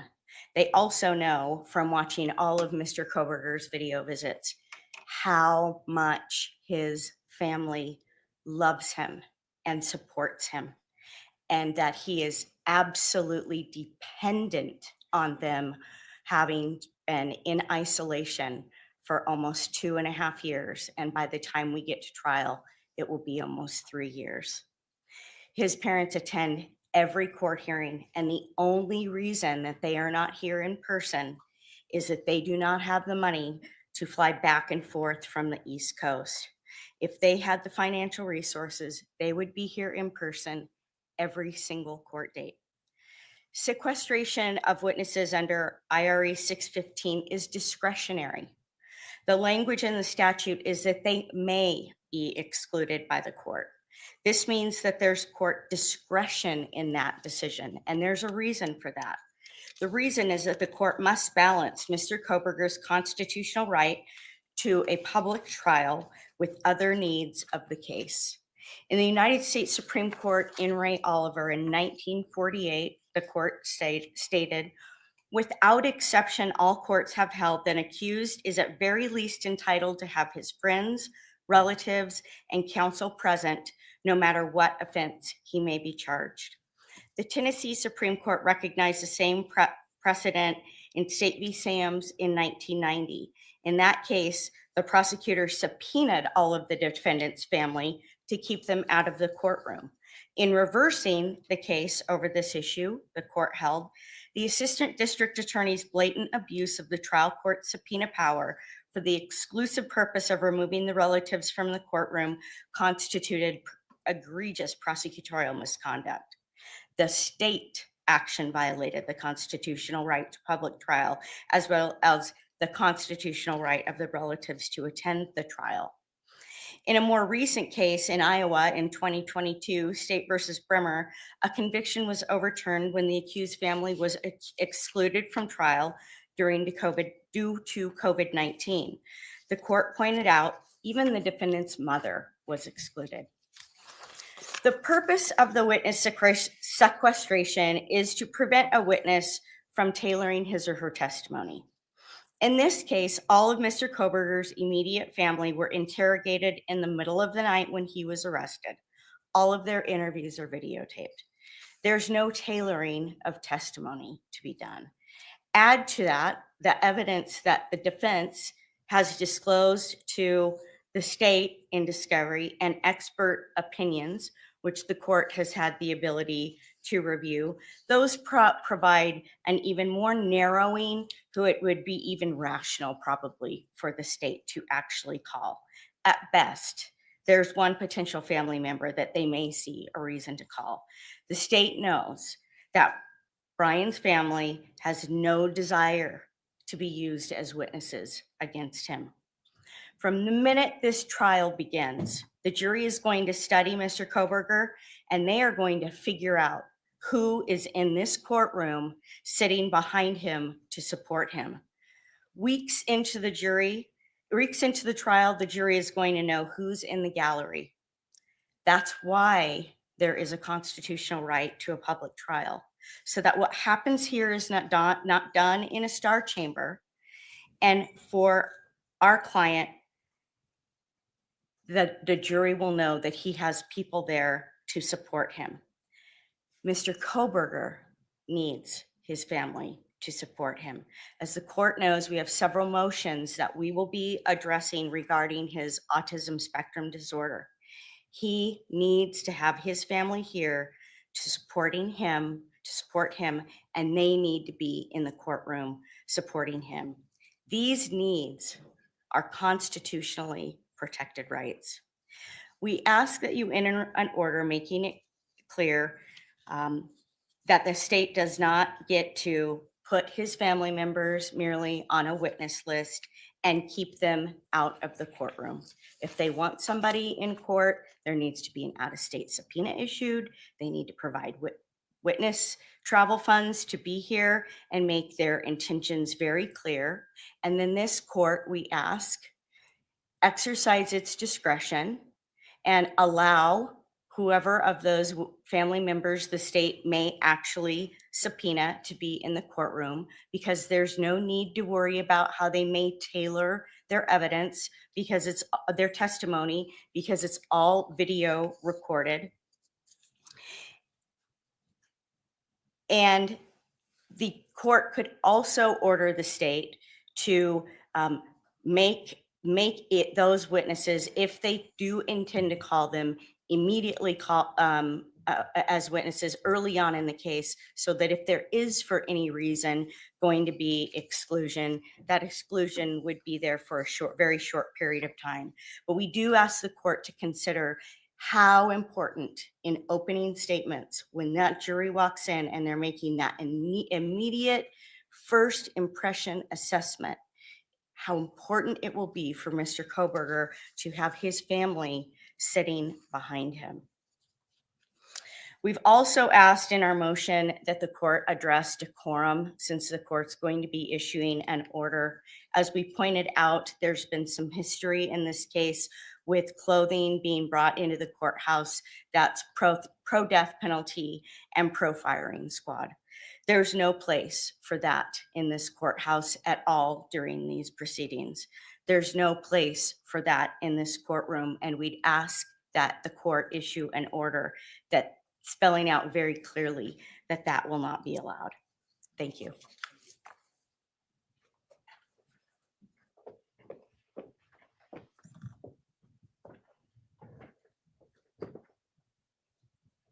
Welcome, Mountain Man. Your Honor, the state trusts that this court will enter your own standards of decorum for the courtroom, and the state will advise our witnesses and immediate family in accordance to those instructions, and we expect that they will be followed.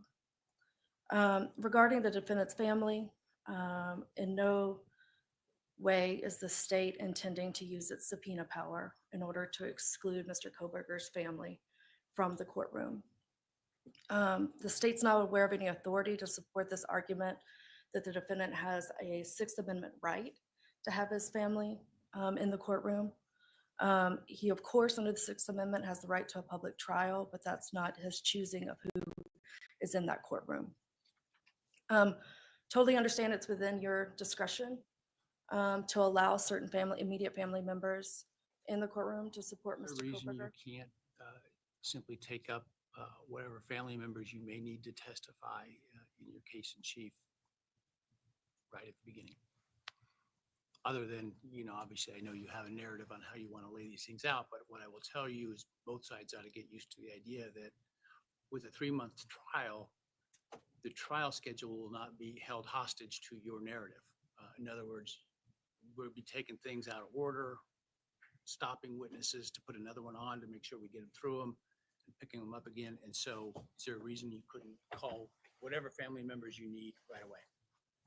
Well, I will say, we have no intention of calling all the family members. We have the intention of calling a few of the family members who serve certain purposes.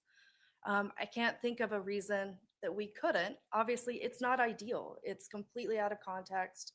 It's out of order. This is like a gumbo.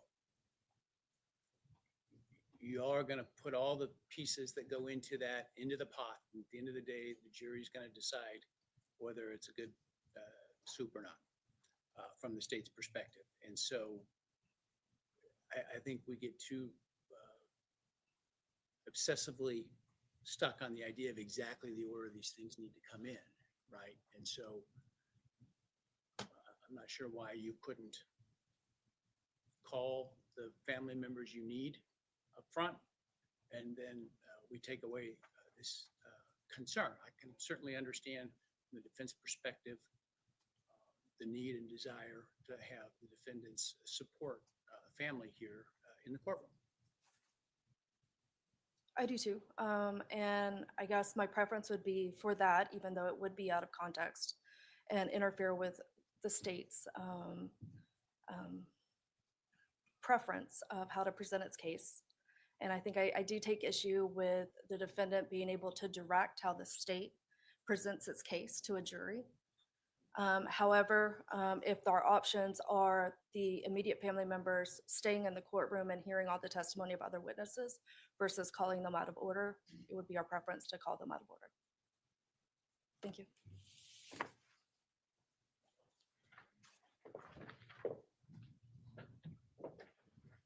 Judge, I knew that the state's position was that there's no case law to support our position, which is why I just went through several cases where it is his constitutional right, one, for it to be public, and there are cases, as I referenced.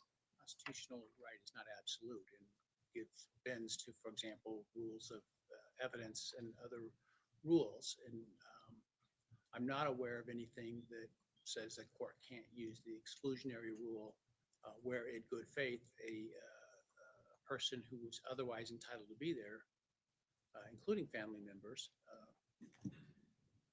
have to be excluded for some period of time. And that is why I specifically talked about the point that it is discretionary for you. And there's also, Judge, a level of humanity that I hope that you take to serious heart for his family, who is absolutely devastated and dealing with things like headlines that they're going to be called to testify against their son with these types of communications that are happening.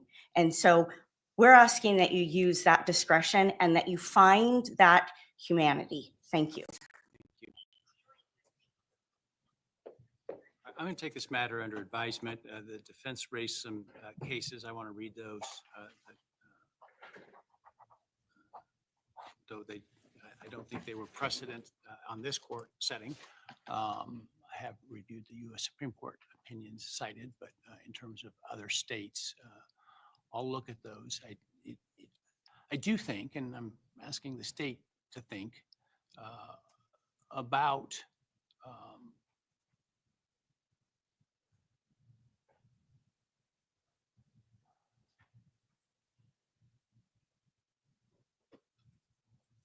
to use counsel's word, the humanity.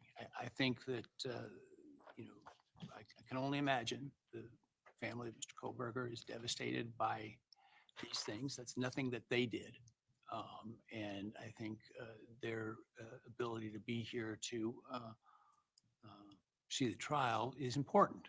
And to the extent possible, while also preserving the state's right to a fair trial, should be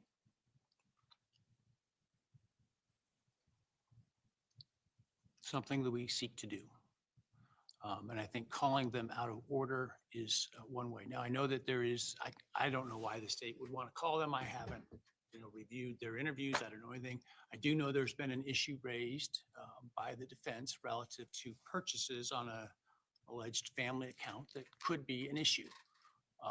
And so I do see some issues where family members may be important. And so I think there may be some need for exclusion, but I think the best way to handle that is to get them on and off as quickly as possible at the beginning to deal with that. I'm reserving ruling on that. I want to look at it, and I will issue a written order on that in due course.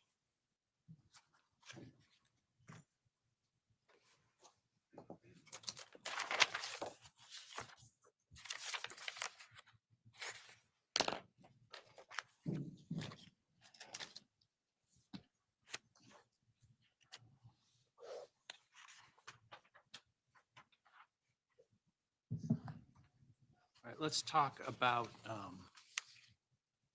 the defendant's motion regarding conditions as an aggravator. And this is the concern about using the defendant's alleged autism disorder diagnosis as a aggravator during the penalty phase of the trial, if there is one. Thank you, Judge. You summarized exactly where I was going to start. This motion is brought in case there is a penalty phase. If there is a penalty phase, Mr. Kohberger has a right to present mitigation evidence. That is State versus Payne, and Roper versus Simmons tells us that mitigation evidence cannot be used as aggravating evidence. This is something that we talked about several months ago when we had our motion to strike the death penalty and ask for trifurcation with the death penalty, and that was denied. But we're bringing it back up because it's really important to make a distinction between things that exist in this case, Mr. Kohberger's autism, something that he didn't ask for. It's a condition that he has, and it'll need to be addressed, but also to prevent the state from using his characteristics of autism as aggravating evidence against him. The state has, and the court has, our expert analysis from Dr. Orr that talks about how autism manifests in Bryan, the things that people might see. And these are things that we've read a little bit about in the media over the course of the case. Bryan's physical body is more stoic, how he sits in one place. And he will look for a long time. Sometimes he'll hold his hands in a rigid position. And that means nothing. That's just how Bryan is. We seek to prevent the state from using those kind of characteristics against Bryan. We seek that in the way of testimony they might bring. Sometimes Bryan will talk longer than maybe other people want to listen, and that doesn't mean anything. Well, I assume he's not going to be talking in court unless he's testifying, so. That's exactly right, Your Honor, but that doesn't stop the state from bringing a witness and using that as aggravating evidence against Mr. Kohberger, and that's what we don't want. We want to be able to present, if we get to a mitigation phase, his autism and how that works and how he's learned to live with the conditions that he has, and to prevent the state. Reading the the state's response, it doesn't sound like they disagree with you that it shouldn't be used as an aggravator. And so I think that in terms of what counsel's arguments are, we can control that. I think apart from a jury instruction, I'm not sure what we do with how we deal with that with the jury in terms of the penalty phase, right? If you present evidence of the disorder. Your Honor, the court can do what we've requested and prevent the state from using Mr. Kohberger's conditions of his autism as aggravating evidence. I think a jury instruction helps the jury to understand how to use mitigating evidence. Our purpose here is to ask the court to take the step of an order. I don't think the state opposes it. What would that order say? That order would say that the state would be prohibited from using as aggravating evidence Mr. Kohberger's autism characteristics. How would they use it as aggravating apart from arguing to the jury that, well, because he has this condition, it means that he is, I'm just making this up, obviously, is inclined to not follow the norms of society and presents a greater danger or something like that. Your Honor, the order would prevent the state from, on the front end, in presenting their aggravation case, from using the conditions, the way autism works for Bryan, against him to say that he does things that are consistent with autism and that that's an aggravating circumstance. I'm just having a hard time envisioning what that would be, how it would be presented in a way that is making it an aggravator. Well, I would hope that it wouldn't be presented that way. But Your Honor, when I look through the mounds of discovery, there are probably 100 hours of interviews of people that Mr. Kohberger went to school with at WSU. And of course, those interviews come just hours and days after the headlines hit that Mr. Kohberger's been arrested in this case. And people that he went to school with, that he interacted with, had unkind things to say about him. And a lot of their unkind things, when you understand them in the context of autism, the way he may stand in a room near a doorway, the way he may look too long at a person, their interviews are different when you know he has autism and you know the characteristics he displays. But those awful comments, those mean comments about him, if the state uses those as aggravators, that's using his autism characteristics. How do I though, and I don't know that this is a real thing, right, in terms of actual evidence. Let's say there's evidence that he harassed other young females. Okay, and I'm aware of no evidence in that regard. I just want to make that clear. I'm just using this as an example. And let's further assume that that in and of itself is somehow relevant to in a mitigation aggravation penalty phase. Your position is that's due to his his spectrum disorder, whereas the state's view may, no, that's not. That's his view of women and goes to motive, etc., and goes to his aggravation of the crime in some way, not because of Asperger's, but because of his views, his dislike, and how he responds. That's exactly the problem, Your Honor. If the state, and Do you want I me to, want you to want be me to weigh in and clear. say what the factual findings are, that it's this and not that? And I'm not sure I can do that short from a jury instruction that, you cannot use mental health conditions as an aggravating factor. That's an appropriate jury instruction. And if we get to that phase, my guess is that we'll have one of those jury instructions.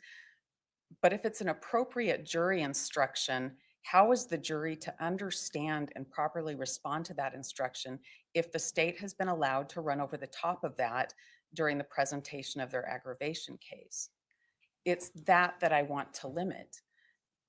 Once we present mitigation. There may be a dispute about the reasons for his conduct, a factual dispute. And that then ultimately is for a jury to determine, not for me. Your Honor, I believe the court is envisioning a problem that does not exist. I hope so. I think that the court will not find that that comes up. I think the court can issue an order to the state that would be not to use his conditions of his autism as an aggravator, his diagnosis of autism as an aggravator. That's going to be very similar to the court's jury instruction, and that keeps the trial process clean, and it allows the jury to draw the distinctions and properly use mitigation as it's supposed to do. This is a protective measure to be sure that case law is complied with and that Mr. Kohberger's constitutional rights are protected. Thank you.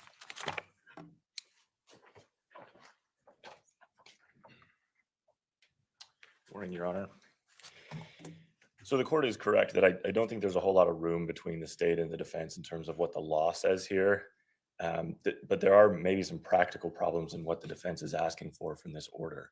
And the court has already nailed this, if the court is to issue an order that says the state can't rely on his autism as an aggravating factor, then anything we try and present, they're going to argue, well, that's a symptom of his autism, and therefore the court's order says you can't use that. I don't think that's an appropriate approach.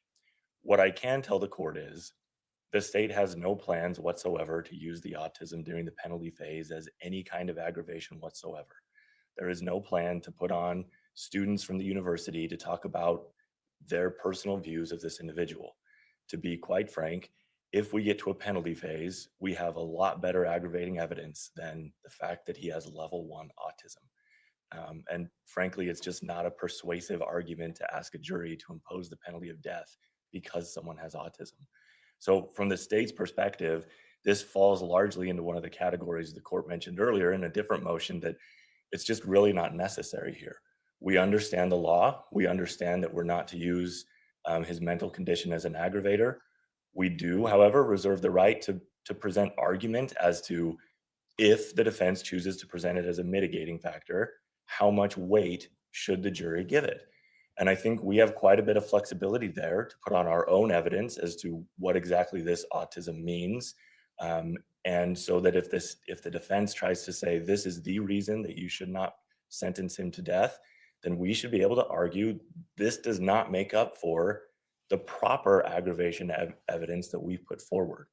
I think not only is that the state's right, it's what the statute requires. It's what the Idaho Supreme Court has been very clear that a juror in this situation has to be able to do. It's their duty. That was the Dunlap case. It's their duty to weigh the evidence, including any mental health or mental illness evidence, and make that ultimate determination. And so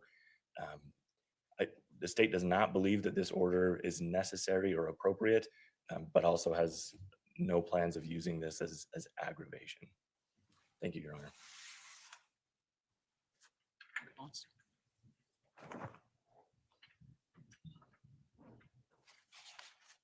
We understand that the state can argue the weight of the mitigation evidence. That's not why we brought this motion. As far as what the conditions of autism are and the way it works in Bryan, the state has received through our expert disclosures reports that describe that. So there's some guidelines for the state there to understand what we are talking about with Bryan's autism. The state will present its aggravation evidence first. The protective order that we're seeking from the court, the order to say you can't use his autism and the conditions thereof in your aggravation case, is easy, it's protective, and if we get to a penalty phase, it is imperative that we protect the rest of the trial. Certainly, if the state thinks it needs to present something in aggravation and there's a question, they could ask the court to revisit the order. This is just a very good, clean way to protect Mr. Kohberger's constitutional rights, and we ask that you enter an order. Thank you. Right. I don't, again, from a legal perspective, I don't think there's a disagreement about the use of the autism spectrum disorder as an aggravating factor in the penalty phase. And you know, the state certainly shouldn't make those arguments, and are instructed not to do so. But how that comes up factually, the fact that your expert says that this is one of the symptoms of this, that the state can't put on some evidence that they may disagree about, I'm not in a position to make that sort of blind statement or blind ruling. I think we need to get closer to trial and see specifically what we're dealing with. And so I'm not inclined to issue such a broad order in terms of the actual evidence, the presentation of evidence. I think I can certainly say, don't make that argument that the fact of the diagnosis is somehow an aggravating factor.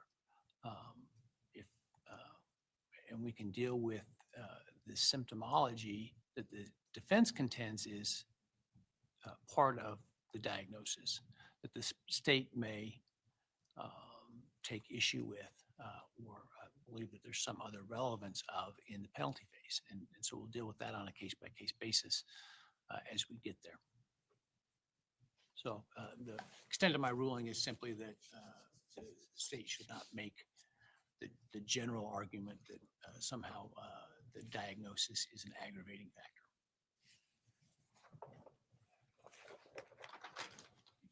Right. Why don't we take the morning break? We'll take 10 minutes and be back at about 20 till.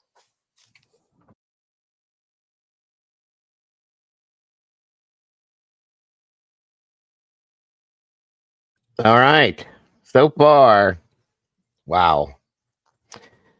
Yeah, well, I typed it before I said it, but that's the problem, Tomboy. I agree. Honestly. Hang on here a minute. Just in case. Hold on.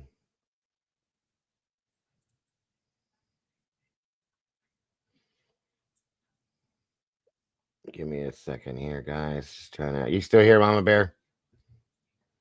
It put you. Yeah, just about. Good thing they went to break when they did.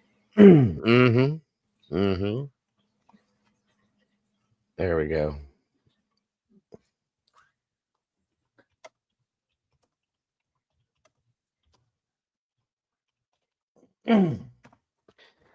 There's certain things that I agree with and disagree with. I think he's been okay with some things, although the rudeness with her and cutting her off, and I don't like that at all. It just irritates the shit out of me. But I think some of the things he's made, some of them he's been fair with to an extent, in my opinion. That's just my opinion. Of course, not everybody's going to agree with that. But he also is leaning, in my opinion, to he seems to be coming off as if he feels like he's already guilty, and that bugs me a bit. That's just my opinion. Again, everything I'm saying is my opinion, of course. Am I too loud, you guys? No.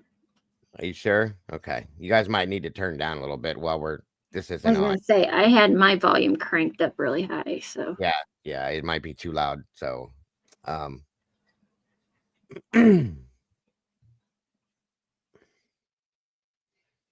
oh shit, that sucks, Alicia. Hmm? He has yet to deny her emotions. Right, exactly. By the way, Sarge, I left you a link if you're interested in joining us to speak on anything. You're welcome to, sir. He hasn't denied.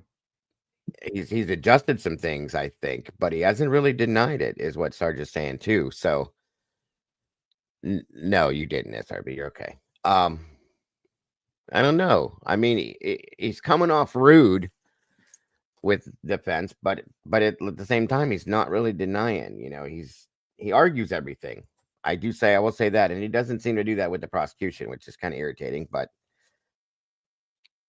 whatever. And every time Ann speaks, he interrupts her. I swear, it's just I don't understand that. It's rude. Let her finish her thought and her statement, and then speak on it. It's just rude. It shows to me like he feels like he can push her around a little bit, and I'm not a big fan of that. That's just me. You fell out the window, Sarge. It worked at first, and then you were gone. Went to grab him, and he slipped and fell out the window. Whoops. I'll be right back. Let's try it again. There he is. All right.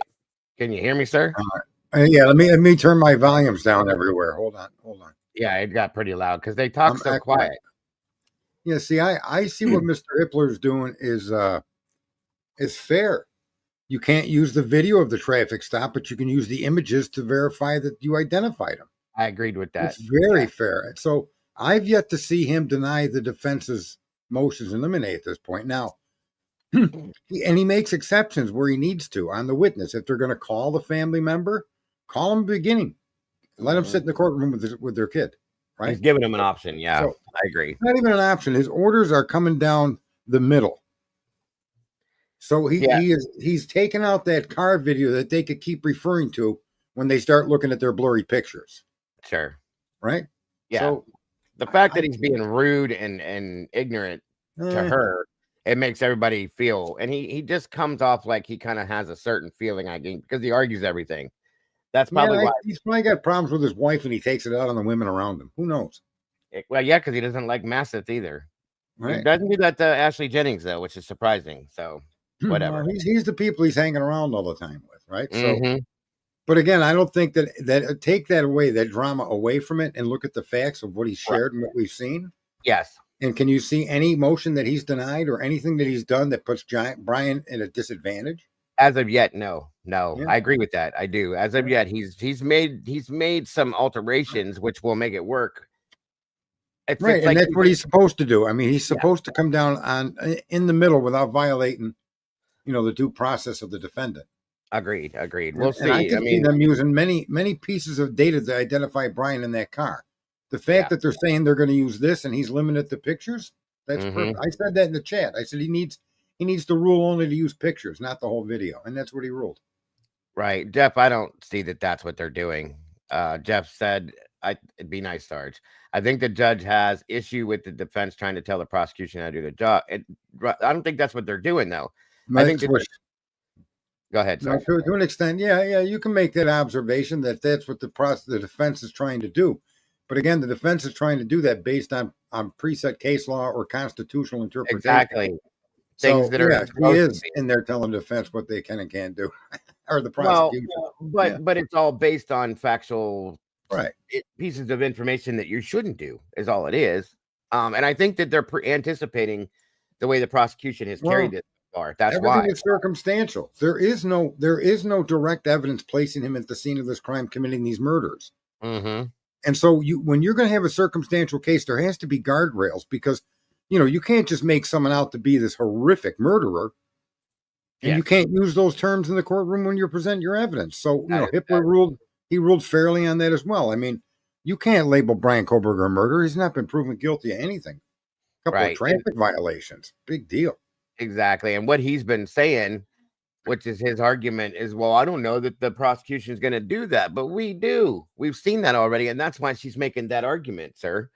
And that's why he doesn't see it the way he hasn't seen all the shit that we've seen per se. So I guess Judge Hitler has seen enough cases where he knows where one thing could be led to something unintentional. So you're going to show this whole video, but you're putting in the people's mind a specific narrative about Bryan Kohberger, and he's saying no.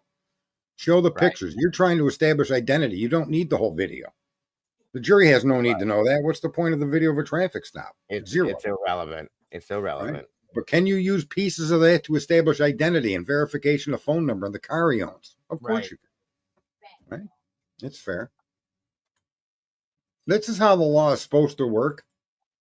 And, it's working. I don't really think he's done anything so egregious at this point. I know he's rude with Ann and he's short with her.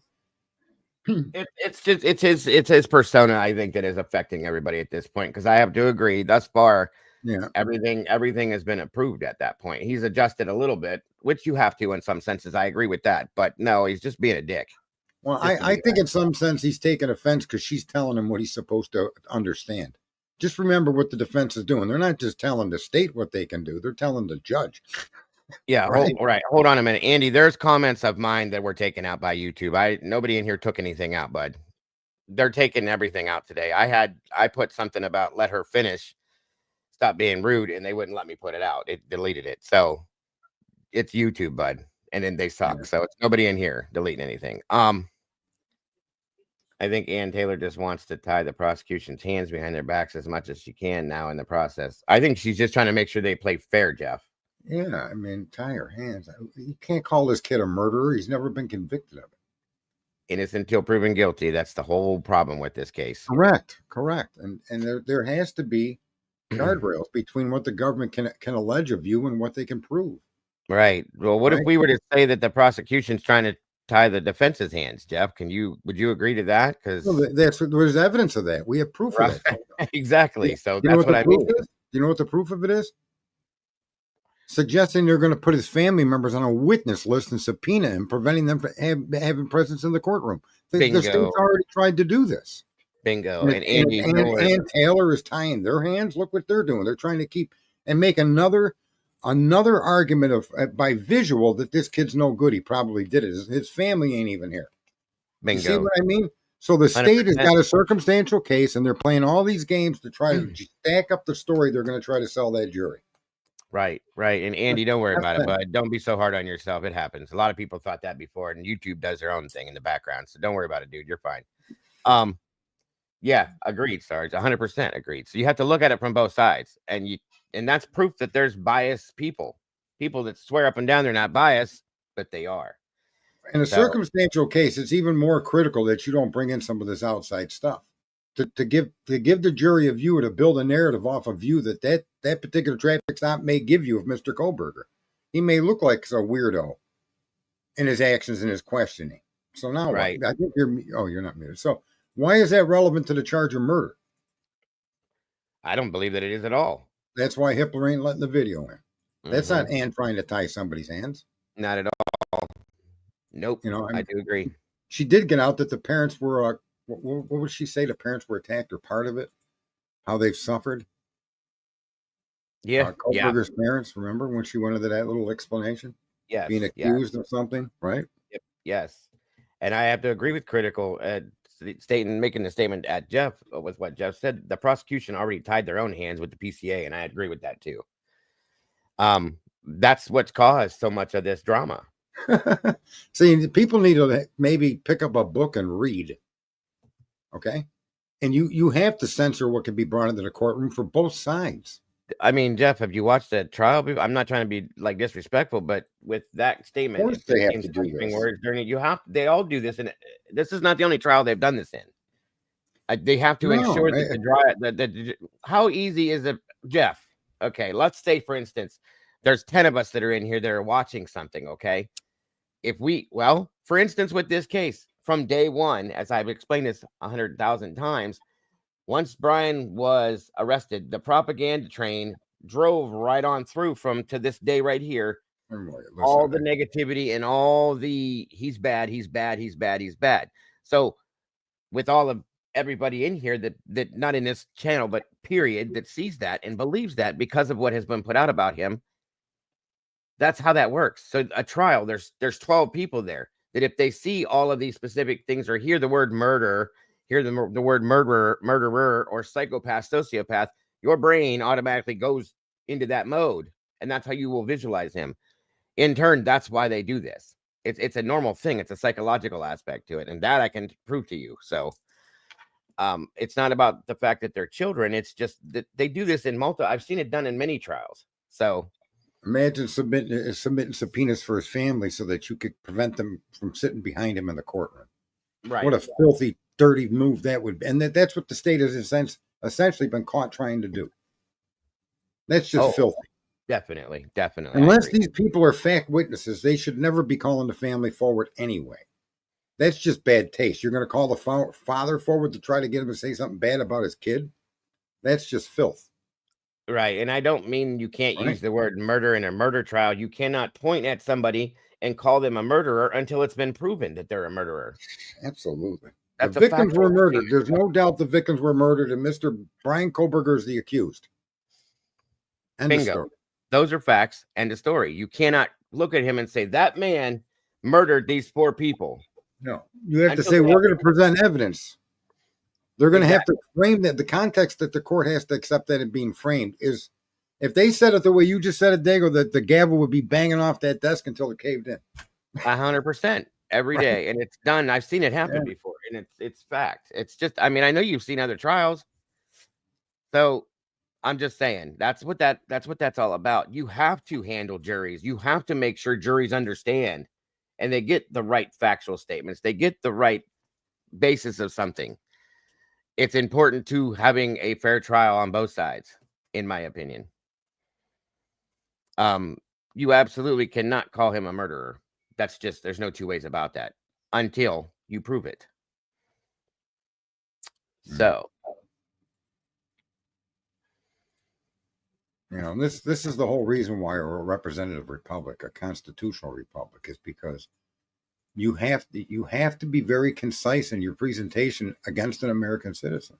Those aren't just rules of decency; they're rules of the land that form this republic. it's a death penalty case, not to mention, guys. You just can't go in that courtroom, start screaming from the top of your lungs what this kid did when he was 6 years old, or what he did at a traffic stop. That's just got nothing to do with the case at hand. And the fact that Ann brought up the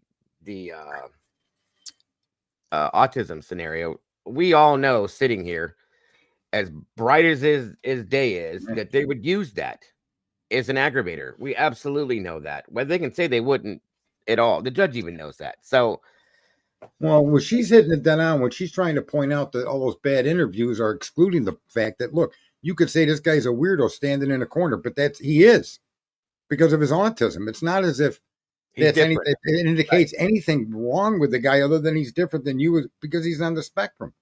Right? I mean, I'm on the spectrum. I can tell you a lot of weird things I do, but that doesn't make me more. It doesn't make me more prone to commit murder. No, it doesn't. No. Right? I mean, come on. We all have opinions of me, a lot bad and some good. I'll be fair. How about that? Yeah. But it doesn't mean I'm more propense to go commit a murder than anybody else in this. It doesn't at all. Universe, right? And that's what they're trying to make sure the government doesn't do. You don't want to run the steamroller the guy on some, like I've seen them do that to a lot of defendants. Look what they did with that guy that supposedly killed his wife in Florida there. That case is in the hands of some get him out of jail. What's his name? Right? And they found evidence from the defense that was exculpatory. They withheld from the defense. Right.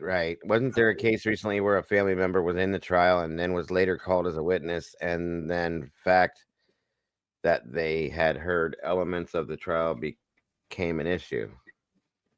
Well, but see, that I don't know that you're going to. Maybe you would subpoena them because of an action that took place during the trial or something like that. That's relevant. Yeah. But other than that, if you need a subpoena, you should submit that, and you need to give the discovery to the defense. Yep. 100%. What is this witness's purpose to this case? What are they going to testify to? So that then you can not only just question them, but put a counter witness up. Right. So you're going to subpoena the parents, man. Get it done. That's why he said that. Bring them in early, get them out of the way, let them do what they have to do, and then they can be there for the rest of the day. They're not going to subpoena nobody. They don't need to. No, and I'm glad that Masseth brought that out in the beginning, because it's a rumor. It's part of the propaganda that's been put out there that his family's going to testify against him, that they don't want to help him, they're against him, and there's proof right there, folks. 100%. Right, and the government's not allowed to do that. If there isn't a fact basis to present a family member, which would exclude their presence in a court, then the court courts won't allow it. Mm-hmm. Because the visual is obviously, you're watching this plaintiff who sat in the jury box and didn't pay attention to the accused and the people around him. Come on. Right. So, his dad can't be there now, and his mom. Imagine the view that gives the jury. Yeah. That's something that. That's what a loser. His own parents won't show up, right? Exactly, and that was the whole point behind it, Sarge. You know that. Prejudicial. That's exactly what they've been doing, and that's what they're saying. No, we're. That's the whole point. Yeah. And Hitler handled that. Well, I don't really see a big problem with the hearing thus far. Not yet. Favoritism. I think he's just trying to rule in the law, and where the law might be murky, where both sides are making a good point, he's coming down on behalf of the defendant, which is his responsibility and all. Yeah. He's just, the fact that he's being excuse the phrasing, but kind of an ass. That's his fault. Who cares? That's just how the guy is. He didn't want the case to begin with, you guys. He claimed that multiple times. If anyone thinks that Ann Taylor would be an unknown person to him, they may have differences of opinion. They may vote differently and know that. They may. I mean, she's one of 13 lawyers that do death penalty in that state? 3. She's got to be well known. 3? Okay. There's 3, yeah. His reaction to her may just be something on a personal level, but it isn't at this point affecting Mr. Kohberger. Right? Not yet. No. It's just I think everybody gets pissy because he interrupts her. He's rude. Back. Here we go. Okay, guys, shut it down. Mute. All right.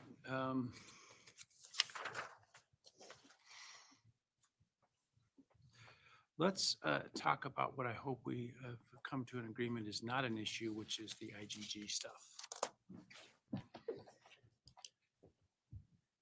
If I may start, and they're battling. Yeah, I think there are three motions. One is the improper expert testimony of Middleman, who's related to the IGG.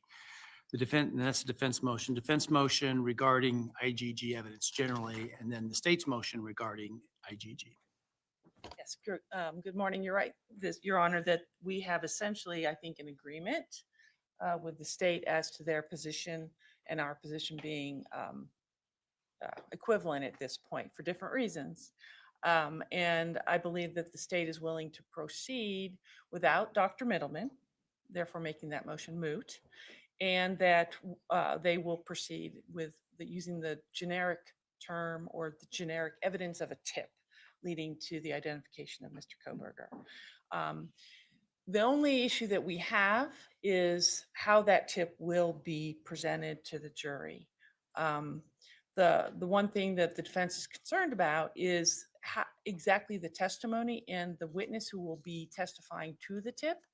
And we want to make sure that nothing that is said by that witness implicates another source. And by source, I mean someone like a witness who called with a name or some other way of identifying Mr. Kohberger by name as the possible suspect. The state, in their response to us, said, well, we have lots of other evidence, and they have lots of other evidence they intend to produce.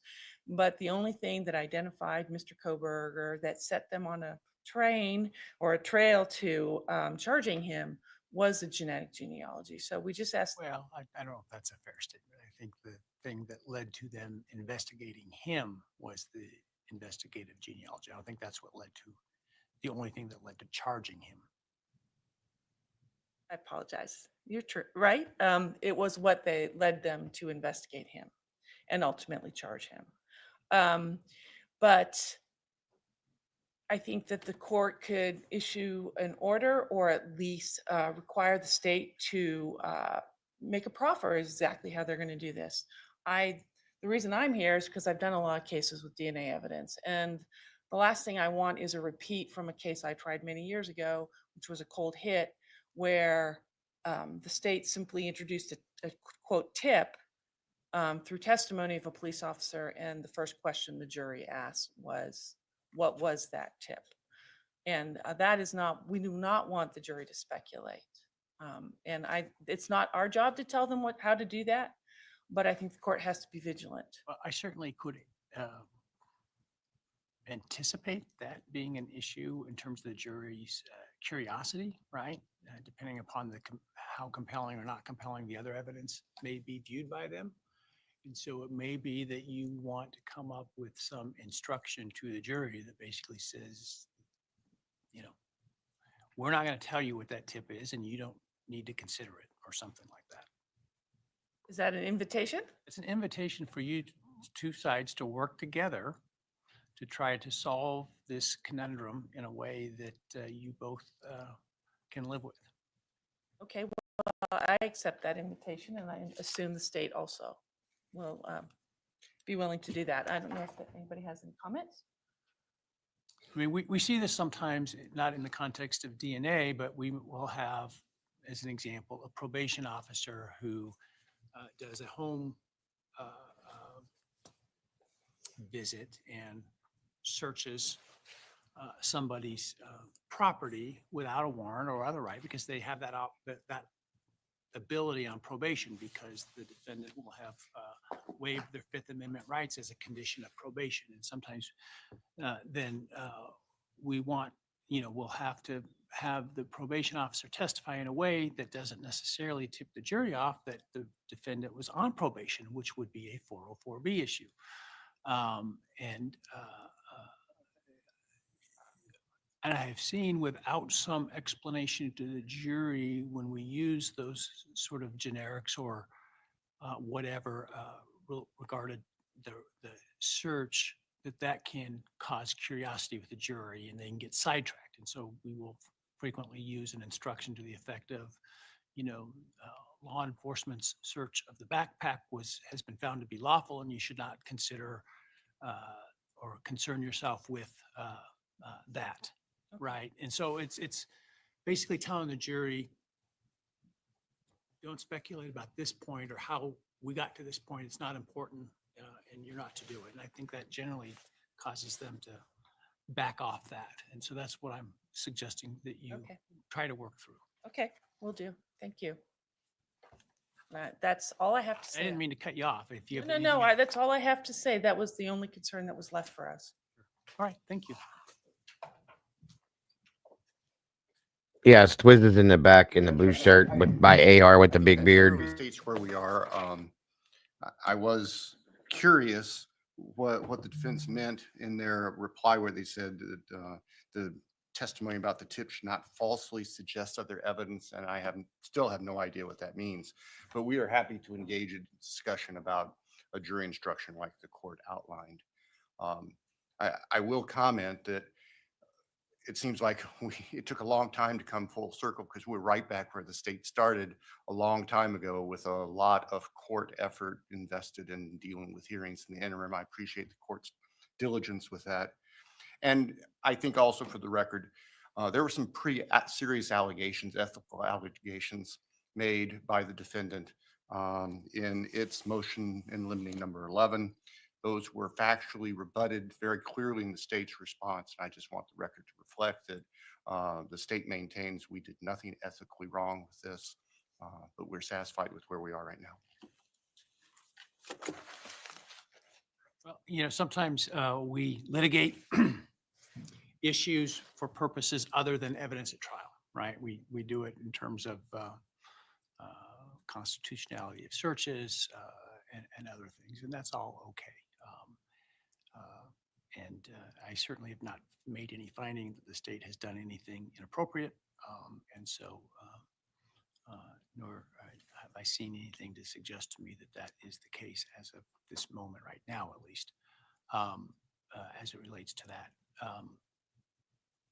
To me, this is a practical problem, regardless of the reasons you are in agreement. The important part is that you are in agreement. I suspect what the defense is suggesting, I think, trying to read the tea leaves, is they don't want an implication that there was some other evidence related to a tip or specific to Mr. Kohberger that put him on the radar, right? And so I think that's just where you come. I don't think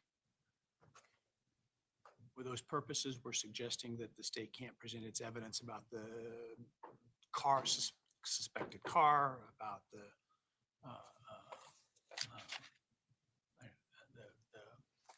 defendant's whereabouts on the night, et cetera. Those are things that were discovered and put together after the fact, right? I think it is important to develop a narrative that doesn't suggest, for example, there's some fact witness who may have heard a confession from the defendant or have witnessed the defendant that led to the tip, right? And so I think it's important how that's presented, and hopefully you can work that out. And if you can't, we'll revisit how to address it. Yes, Your Honor, I appreciate that. And the state's intent, we've already spoken with the investigators to develop this, is to have probably Detective Payne, who is one of the leaders and the lead investigators, to simply testify that they received a number of tips, that around December 19th, they received a tip. Following that tip, they took these steps. That's what we're contemplating at this point. Thank you, sir. And so we have a pretrial in next month, and so hopefully you can come to an agreement on how this is going to be handled specifically by that time. Yes, sir. Thank you. Anything to respond to, Ms. Barlow? No, nothing on that. All right, thank you.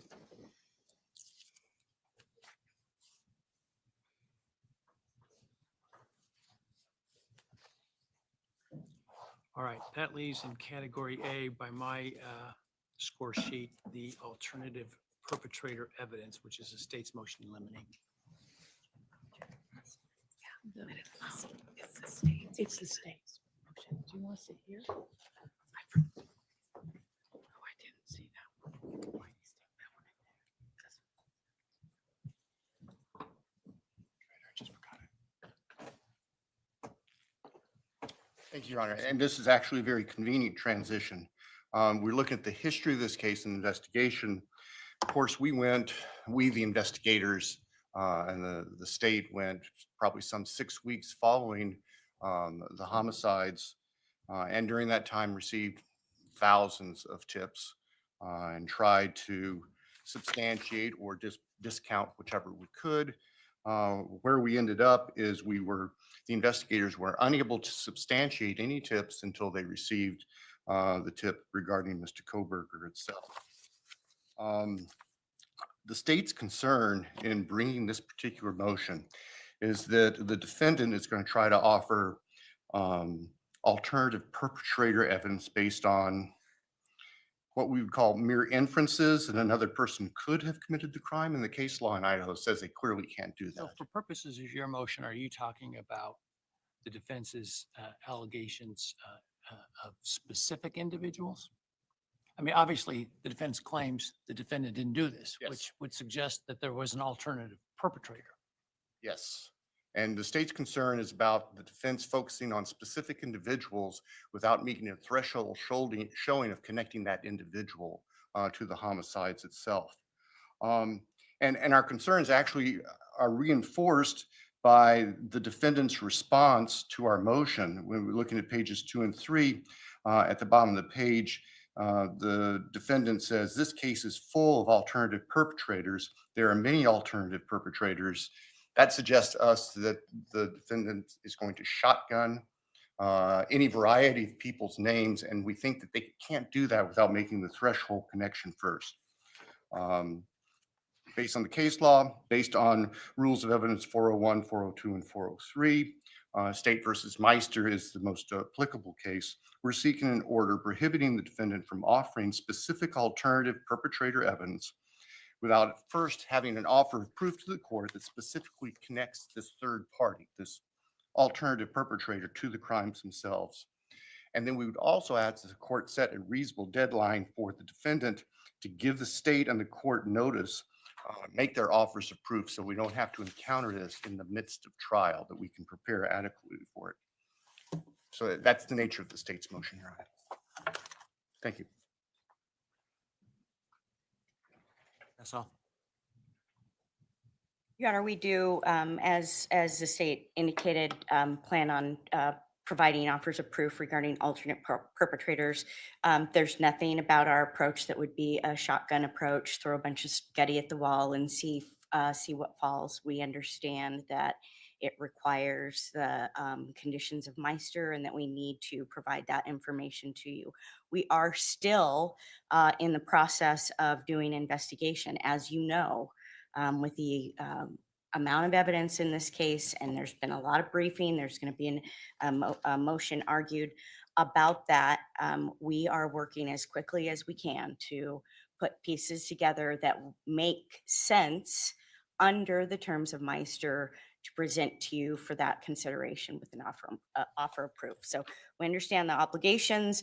We won't be taking a shotgun approach. I would hope that the court would see that we are calculated and thoughtful in everything that we're doing in this case, and we wouldn't treat alternate perpetrator any other way.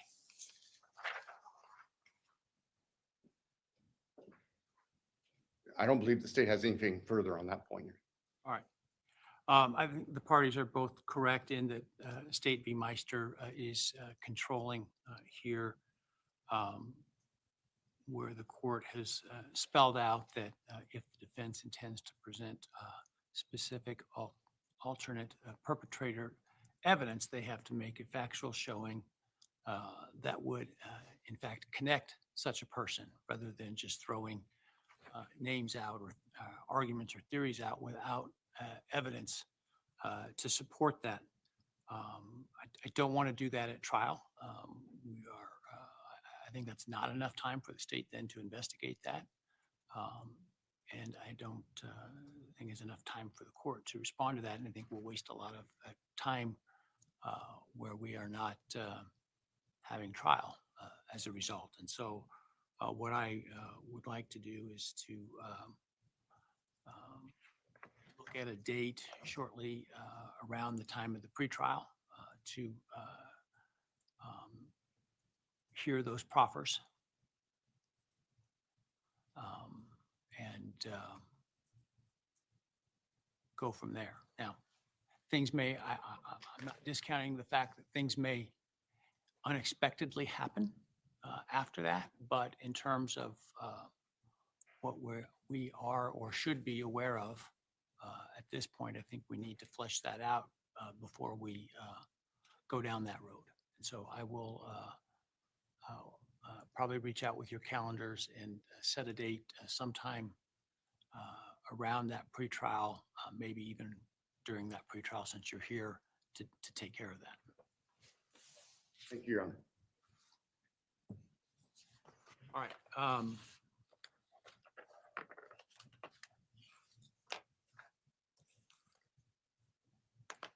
And I want to be clear, I don't view Meister as controlling. For example, I know this defense has suggested that they believe the evidence suggests that there was more than one perpetrator. From presenting that sort of generic, unknown, unsub, to use the art of the craft involved. This relates more to allegations of somebody more specific, identifiable.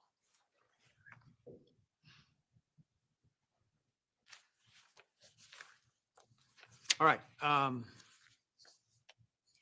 Let's talk about DNA, which is the inconclusive data, the statistical analysis, and the reference to touch and contact DNA. Let's take up the first two, and then we'll take up the third. I think the first two relate to the kind of the same thing to a degree in terms of the science of statistics and probabilities and all that. There are really three issues, as I understand it. One relates to how to convey the statistics that DNA analysts use to more real world comparisons to, for example, planetary population. The second deals with DNA that was found under one of the victim's fingernails and by the DNA analysts as to whether or not Mr. Kohberger could or could not be excluded. And then the third really deals with more sort of this labeling problem that we've already addressed in some fashion in different contexts of what labels should, can, and must we use as it relates to the quote unquote touch DNA that was found on the knife sheath. Yeah, yes, thank you. That's a great summary. And I'd like to start with the first point that the court noted, which was motion in limine number 14, which was the relationship of the world population to the statistic generated from the sheath evidence with Q 1.1. And I think we are in agreement that the state is not going to address that kind of question in front of the jury because their own analysts during the grand jury essentially told them that you can't do that given the statistic that we have generated. I understand the state's response is that they will present the testimony consistent with the way that the witness presented it at grand jury. Correct, and it was my understanding. Not in a way in which the question was asked that the witness sort of corrected the attorney about. Correct, and the objection from the defense was simply, and I think the witness explained this very well, was that the statistical analysis that the state's experts have engaged in does not allow that kind of comparison. It's not the standard statistic that we're used to anymore. And so by asking that question, you're triggering, you're conferring or not conferring, you're speculating, essentially, put in front of the jury. It's a question that presents a false premise to the witness. And so we just ask that the state refrain from that and simply ask the questions that elicit, the testimony as laid out in the grand jury proceedings. Okay. Excuse me. The inconclusive data, I don't know if the court has seen the late, I apologize, all of a sudden my voice is All right, just we can get you some disappearing. water.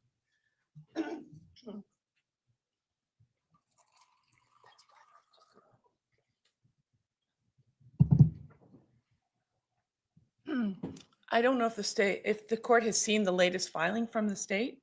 I did see it. Okay, so they filed a new expert disclosure on Monday from an expert who went through and analyzed the data at issue. So as response to the defense's having retained an expert who discussed whether or not you could exclude Mr. Kohberger from the DNA found under the fingernails. yes. And what triggered that was the grand jury testimony, where questions were asked of the analyst regarding the meaning of a conclusive versus an inconclusive data result. And the analyst testified as to 13.1, the fingernail swabs, that their data was inconclusive. And to the defense, and that means that you cannot draw any conclusions. So the defense retained cybergenetics, which uses a different statistical tool than the lab here, and generated a statistic which is strongly exclusionary of Mr. Kohberger from that particular sample. And while that doesn't preclude the evidence from the state lab, it adds additional information to the picture, the overall picture. And It's just a question for the experts to testify about and the jury to make its conclusion. well, I think that allowing the type of questions and apparently now the new conclusion that was in the state's response to our motion would be inappropriate and prejudicial and should be excluded under and you have So to. you want me to believe your expert and not their expert? No, I'm not asking you to believe any one in particular. However, what I am saying is that the amount of time and energy it will take to explain what inconclusive means is essentially far greater than should be the job of the defense to do. Inconclusive means inconclusive. No, I'm not saying that. I think it can be presented and it can be presented in a fair manner that is consistent with due process and the right of Mr. Kohberger to confront it.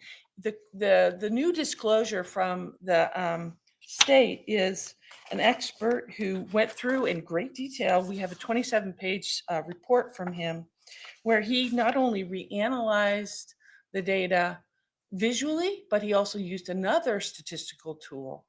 And he stated in his conclusionary paragraphs, and it's a very long report, that first he looked at the data using the lab's protocols and doing some validation himself, essentially looking at their validation studies. And he found that just visual examination of the data excluded Mr. Kohberger. He went a step further and he said, I'm going to use this new third tool called LR Mix Studio to generate the same statistic or similar statistic that the lab did, the state lab did, as well as True Allele Cybergenetics did in their analysis. And he came up with a strongly exclusionary statistic. So we have now before the court, as he describes it in his disclosure, a statistic from the state lab, which means that it's 25 times less likely if the DNA originated. I always have a hard time with these numbers because you have to be extremely careful how you say this because it can flip the meaning. So let me just double check. His statistic, I'm sorry, I'll start with his.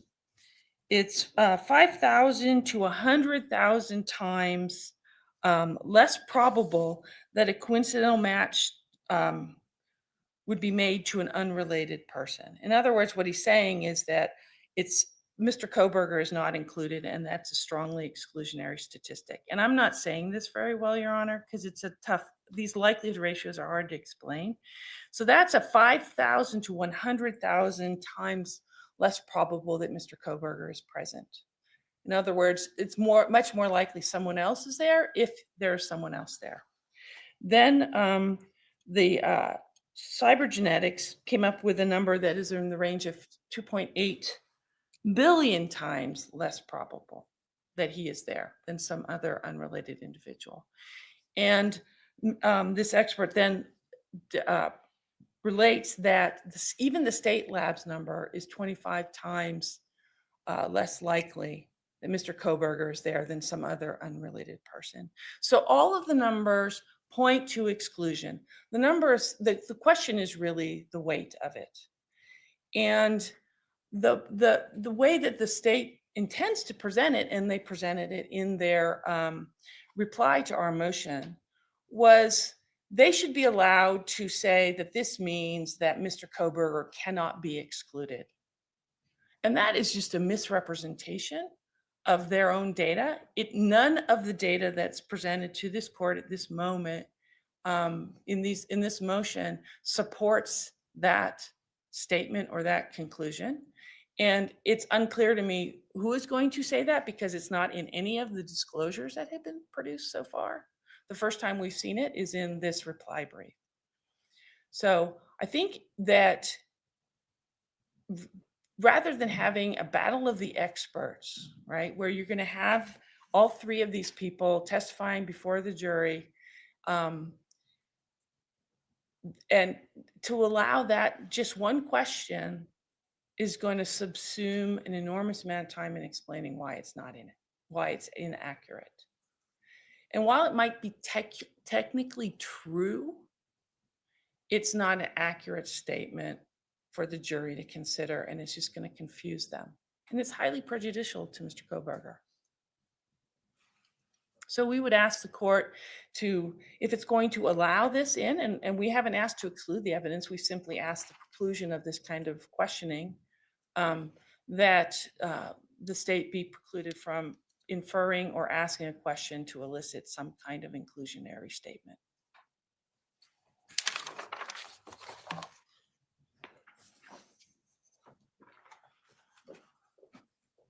I hate these numbers. Thank you, Your Honor.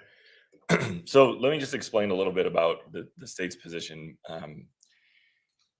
The state has no intention of suggesting to the jury that, oh, maybe this is Mr. Kohberger's DNA. We just don't know. That is not what the state is trying to accomplish. What happened is the Idaho State Police Lab tested this DNA, and they came up with their likelihood ratio. And that number fell within a buffer zone. And under their policy, that buffer zone, generally speaking, with a likelihood ratio, anything less than 1 suggests exclusion, greater than 1 suggests inclusion. But they had done their own internal validation studies and had found that they were getting some false positives and negatives when you're close to that 1. And the range that they came up with was 0.01 up to 100. And so their policy is, if it falls within that range, 0.01 to 100, we report it as inconclusive. Not just meaning you can't, uninformative. You cannot draw one way or the other, whether it's exclusion or inclusion. And so that's what we had from the Idaho State Police when we went to the grand jury. We thought that it was important. What we were trying to portray to the grand jury was that there was the only DNA that connected Mr. Kohberger to the crime scene was on the knife sheath.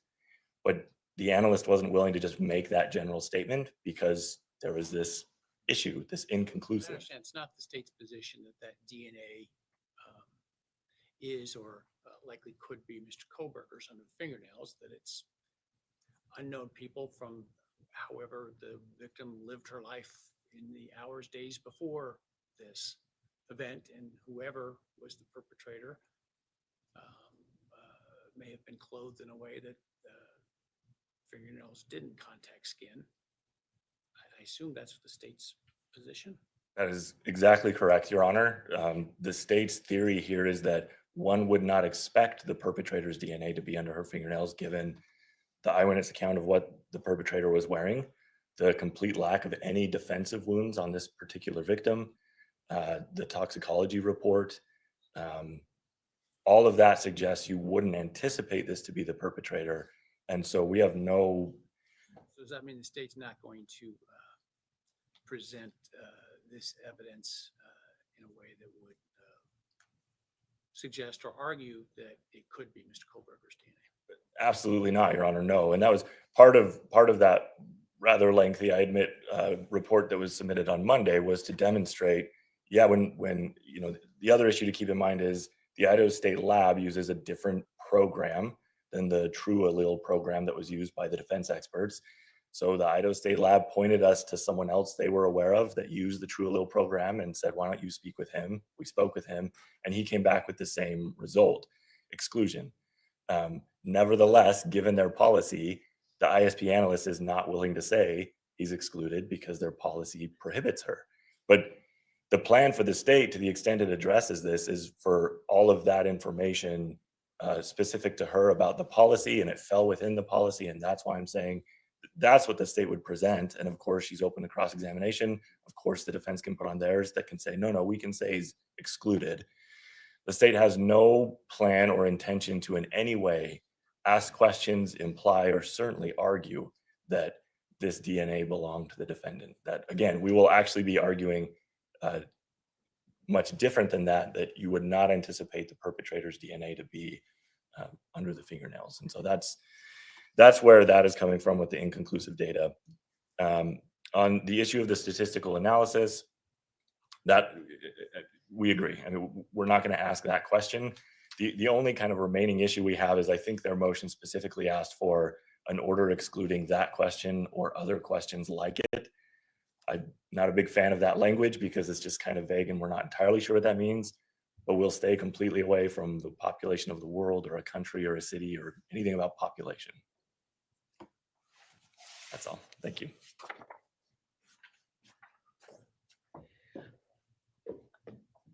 I would just like to say, Your Honor, that I guess we're in agreement, and as in an abundance of caution, I might ask the court to issue an order just that if things change, that the state has to come to the court before even trying to present such evidence. Thank you.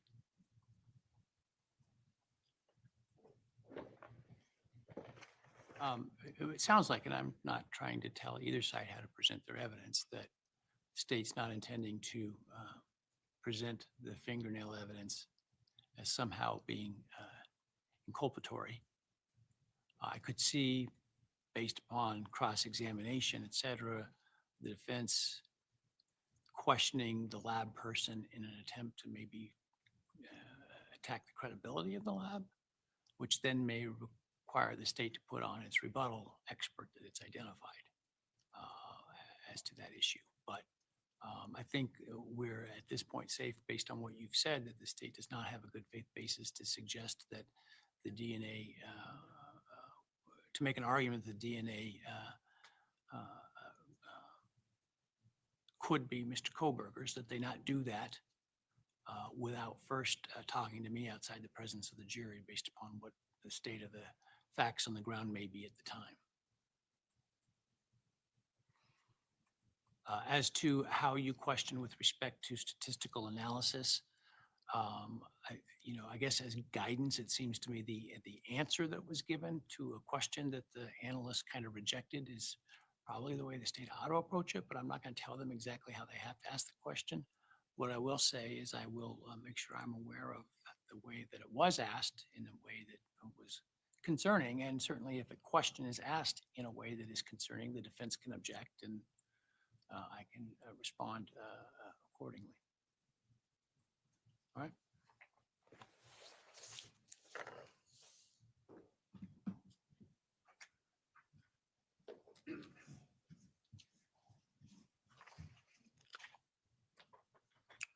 All right. Next motion to eliminate is defense 12 regarding the make and model of the suspect vehicle. Oh, I'm sorry, did I miss one? Oh, eliminate is defense Within the group, 12 I'd regarding the make identified and before model was of the the touch suspect. DNA. I apologize. Still in DNA. Yeah, Your Honor, this is basically a two-part motion. One is to exclude the use of the term touch or terms touch and contact, and the other is to specifically exclude an opinion of Rylene Nolan regarding the sheath DNA and her conclusions as to the how, what I call the how and the sort of when the DNA that was determined to be on that sheath, item 1.1. And I'll start with the touch and contact language. Admittedly, that is language that has been used for a number of years in the your own expert used it. Yes, she did. And we would be fine with the court precluding her from using that term. I think what is happened in the world of DNA, having been doing these cases for unfortunately 30 years, is that there's been an evolution. And we laid that out pretty well, I think, in our papers, an evolution of DNA testing, where people started realizing the sensitivity of this methodology allows you to pick up DNA from objects that have no visible stains, like no blood, no saliva, no semen. And that led to the use of the term touch or contact, because the implication and the theory behind it was that people who touch things leave things behind, leave DNA behind. We've now moved into a world where we know that not only can people touch something and leave their DNA behind, but for instance, Mr. Nye was just standing up here. He was touching the podium. I've now placed my hands on the podium. His DNA is probably on my hands. And when I sit down and pick up my phone later, I could transfer his DNA to my phone. Sure. Nobody's going to probably also include your DNA too. Of course, but not always. And the problem with the use of those terms is that it essentially allows a conclusion to be presented through a description. And there are many, many, many ways to describe touch or contact DNA. And Ms. Nolan illustrated that in the second disclosure that was produced. And I have copies if the court does not have them. If you would like to review those, I can have them marked. And she goes through her entire discussion of transfer, which is the question here, transfer. How does DNA transfer? And how did it transfer in this case? And she does not use the word touch in describing that process. It's not essential to the description of the process. It's not essential to the explanation of how DNA moves in the environment, because many of the things she's talking about with transfer happen with any biological fluid, not just skin cells. It happens with blood, saliva, etc. So it's essentially allowing the state to prove something, a very important fact in this case, simply by asserting that the term touch DNA is usable or acceptable in the forensic community. We presented at least 3 sources that say, and these are reputable people who are publishing in reputable journals, saying that this type of language is misleading, and it can lead to a misunderstanding of the evidence itself, because touch DNA does not mean now that someone touched something. It simply means that in some mechanism, DNA from a person has gotten to an object, whether that's through direct or indirect contact. I assume your expert's going to tell the jury all that. I'm sorry? I assume your expert's going to tell the jury all that. Yes, and Ms. Nolan will be telling the jury that as well as she testifies. So what are we worried about? What we're worried about is that it's confusing to the lay person to hear an expert use a term that is essentially a description of activity. I'm not very good at grammar, but I believe that's an adverb. And it is not one that is useful for a jury, and it will be misleading, because ultimately the experts will be discussing a much broader source of what we might call contact or touch DNA, which is anything that comes from a human being, including saliva. or blood. Just because you don't see it, just because you can't see a blood stain doesn't mean it's not that stain or that area that is sampled doesn't have some other biological fluid. So it's very misleading. And it's just not necessary. And there's a paper that was presented as a human factors report that was published last year, where the consensus, although there were 2 dissenters, is that analysts should not be using this kind of language and not proffering, and this goes to the next question, not proffering opinions about this, but that the language itself is extremely misleading. There are other ways to talk about it. Ms. Nolan rejects the term trace. That was just one expert's opinion in one article that was cited to the court, but it's very clear she doesn't need to use that term in her description of how DNA moves in the environment. So we would ask the court to prohibit her or any other witness, frankly, from using those terms in describing any DNA sample that's been collected in this case. As far as Ms. Nolan's opinion, again, it goes hand in hand with this idea that touch DNA or the contact DNA is not what it used to be thought of. And there's a number of publications, scientific journals, where the scientists have reviewed vast quantities of scientific literature.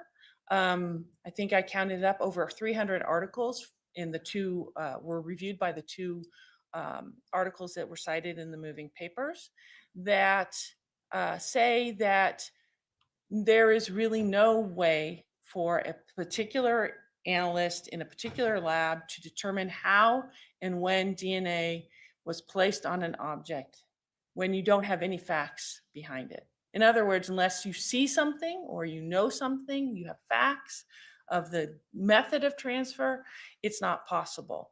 So first of all, Ms. Nolan is not qualified to offer such an opinion. It's very clear from the growing consensus in the community that transfer in and of itself, how things get places, is a separate expertise, which requires separate training. And a DNA analyst working in a laboratory does not have that kind of training. And in fact, it's not really provided in the United States.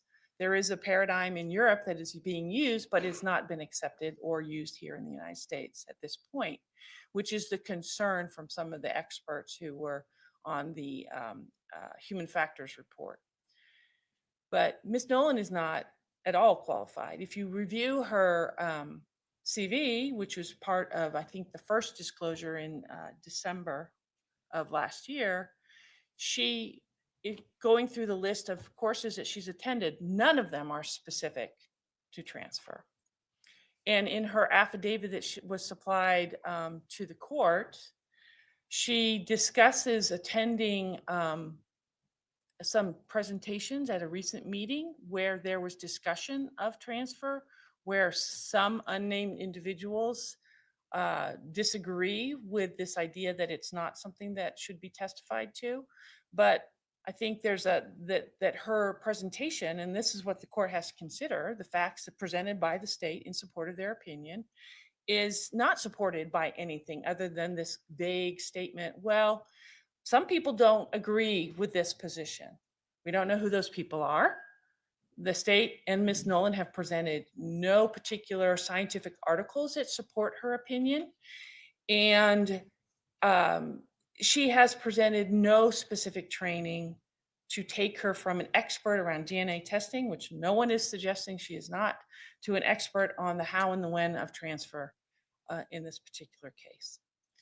Then when you look at her opinion, I think the court has to exclude it because it's highly speculative and it's incredibly confusing.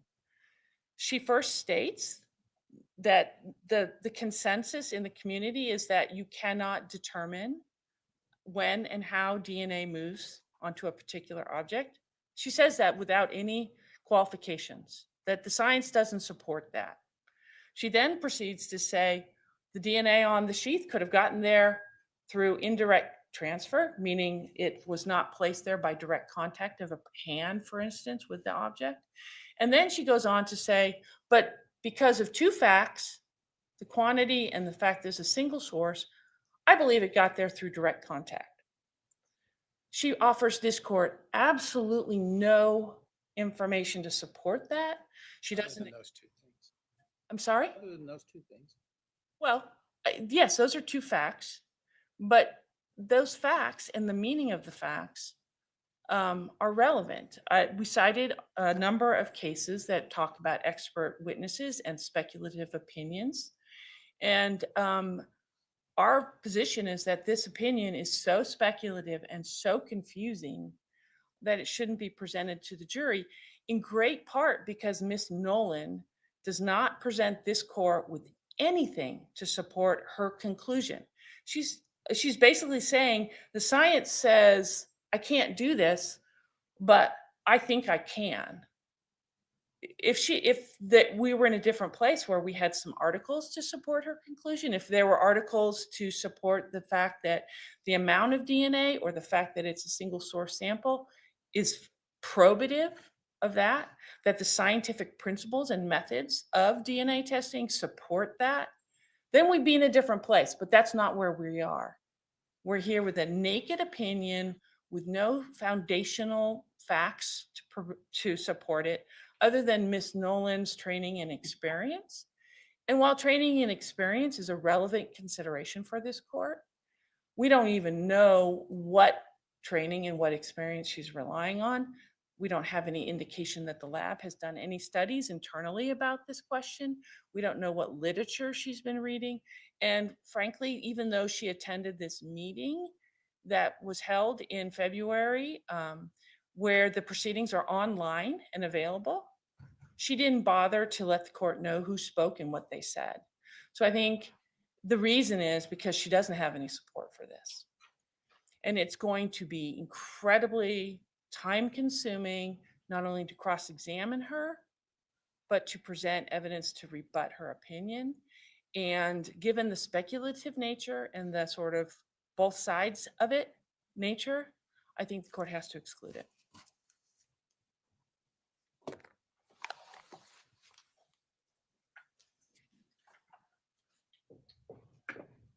Thank you, Your Honor. I'll start where she left off. I don't think she's accurately characterizing what the opinion that's been disclosed. Ms. Nolan did not say, I agree that the science says you should not opine on this or that you cannot opine on this. All she says is that the science does say you can't conclusively establish it. But there are factors, she lays out a lot of those factors that you can look at to decide, to indicate how it ended up there. And she's very forthright. She says, look, it's possible that this was secondary transfer, but based on the fact that it's single source and the amount that was transferred, in my opinion, it was primary. I think under the Idaho Supreme Court's test for expert testimony, that passes. She's acknowledging the limitations and she's giving her opinion, which is going to assist the jury in reaching their conclusion, because the jury's not familiar with any of these factors that she's laying out for them. So, and then as to this idea that she's not qualified, so Ms. Nolan, as disclosed, has been at the ISP lab for 2 decades. She's a forensic scientist. She specializes in biology and DNA. For the last 10 years, she's been the lab manager and overseeing all of the biology and DNA. That includes instructing, as indicated in her CV, law enforcement and others on the collection of DNA. What we're discussing is a critical component of all of that, which is how does DNA get from one place to another? She has plenty of experience to talk about that while admitting that she can't conclusively say one way or the other. But as laid out in the brief, that's never been the test for expert testimony, that you have to be able to say to a scientific certainty that this is in fact the case. Now, on the issue of the touch DNA and just the label itself, I don't know that I've ever litigated a case where a party has come in and moved to exclude a phrase used by their own expert in their report. And she didn't just use it, she used it specifically in reference to the DNA on the knife sheath, the exact same way that our expert would use it. And now you have an attorney before the court. She used to be an expert in this case, but now she's an attorney saying, well, you shouldn't do that. You shouldn't even though both the experts in this case use that phrase, the court should step in and say, you're not allowed to use this phrase that's commonly used in your field because it might mislead the jury. Whatever risk there is of misleading by the phrase touch DNA is easily dealt with on cross-examination. There's a definition that Ms. Nolan provides for that. I assume, though it's not given, that the defense's expert has a definition for that, and they can explain what they mean by that. I don't think it's outside the bounds or intellectual capacity of a juror to understand that sometimes in particular professional fields, there are phrases used that may not mean exactly what they sound like. I think we can expect jurors to understand that and to understand the fuller meaning that's given to it. Part of the problem with the defense's motion at this stage is by asking this court to limit not only our expert, but their own expert, they're admitting that there's something there to be cross-examined. And so if this court orders there can be no statement or no mention of touch DNA, then I think that cuts off a very legitimate line of cross-examination from the state. So I'm not particularly fond in general of proscribing phrases and words that can be used by parties and witnesses in cases. I think it just creates the potential that you're going to have problems because people slip, and particularly when you're using phrases and words that are commonly used within the field, right? We see that all the time with the use of the term victim, right, in cases, and the Supreme Court has recently weighed in on that issue. And there's actually an ICHE instruction that deals with the use of the term victim, because it's just, it's hard to police phraseology. On the other hand, if what we're talking about is an agreement that, this term may be implying something that we all agreed isn't necessarily true in all cases, I mean, we could call it blueberry DNA for all that matters, right? And your experts are going to explain what it means otherwise.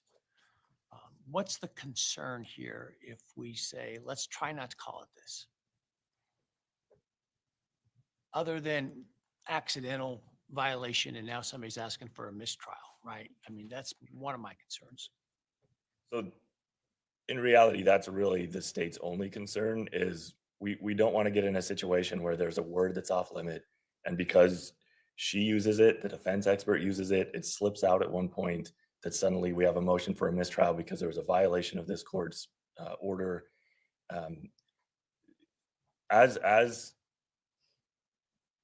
defense counsel mentioned, Ms. Nolan didn't rely on this word heavily much at all in her opinion, and I don't anticipate her testimony to be anything different. But if at one point in the back and forth, either with us or with the defense attorney, she slips and says the touch DNA on the knife sheath, I don't think that that's a problem.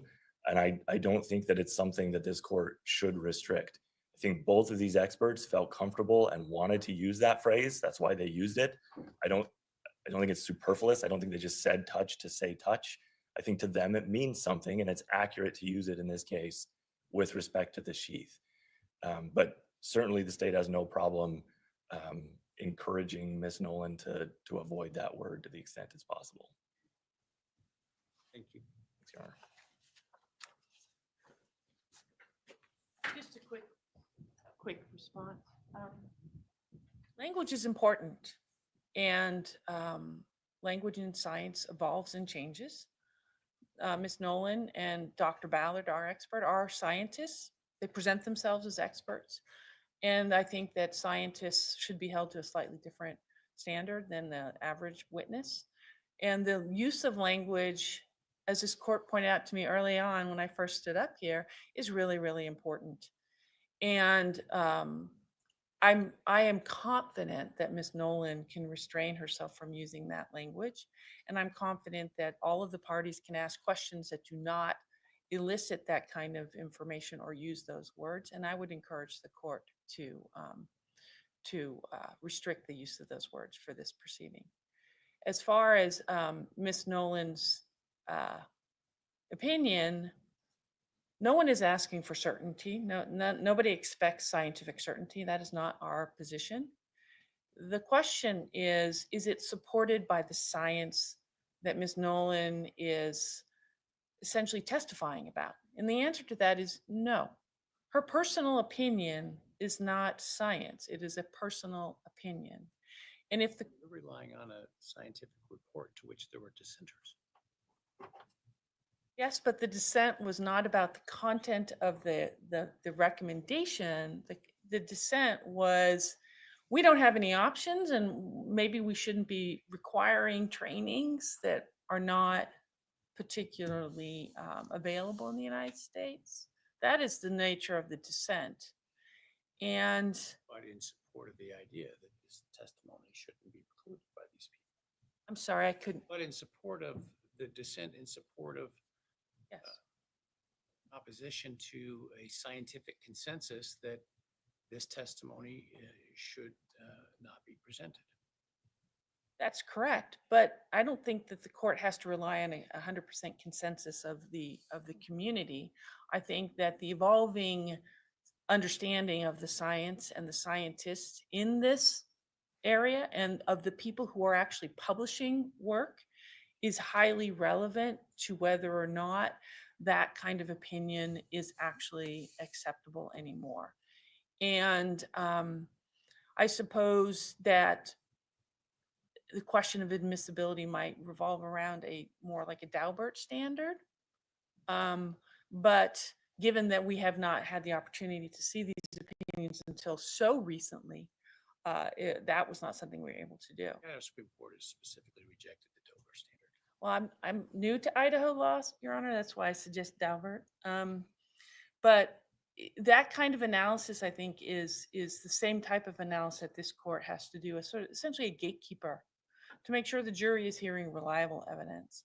And I think that if you read closely, in particular, Ms. Nolan's second disclosure, which I believe came out in February, or was given to the court in February, she lays out a whole series of things that affect transfer. She makes one statement about the quantity of DNA being higher with direct transfer, but that's not elucidated in any way, and doesn't talk in anywhere in that disclosure or any other disclosure why a single source profile would support her contention. And I think because of the complex nature of this, that we can't speculate as to why.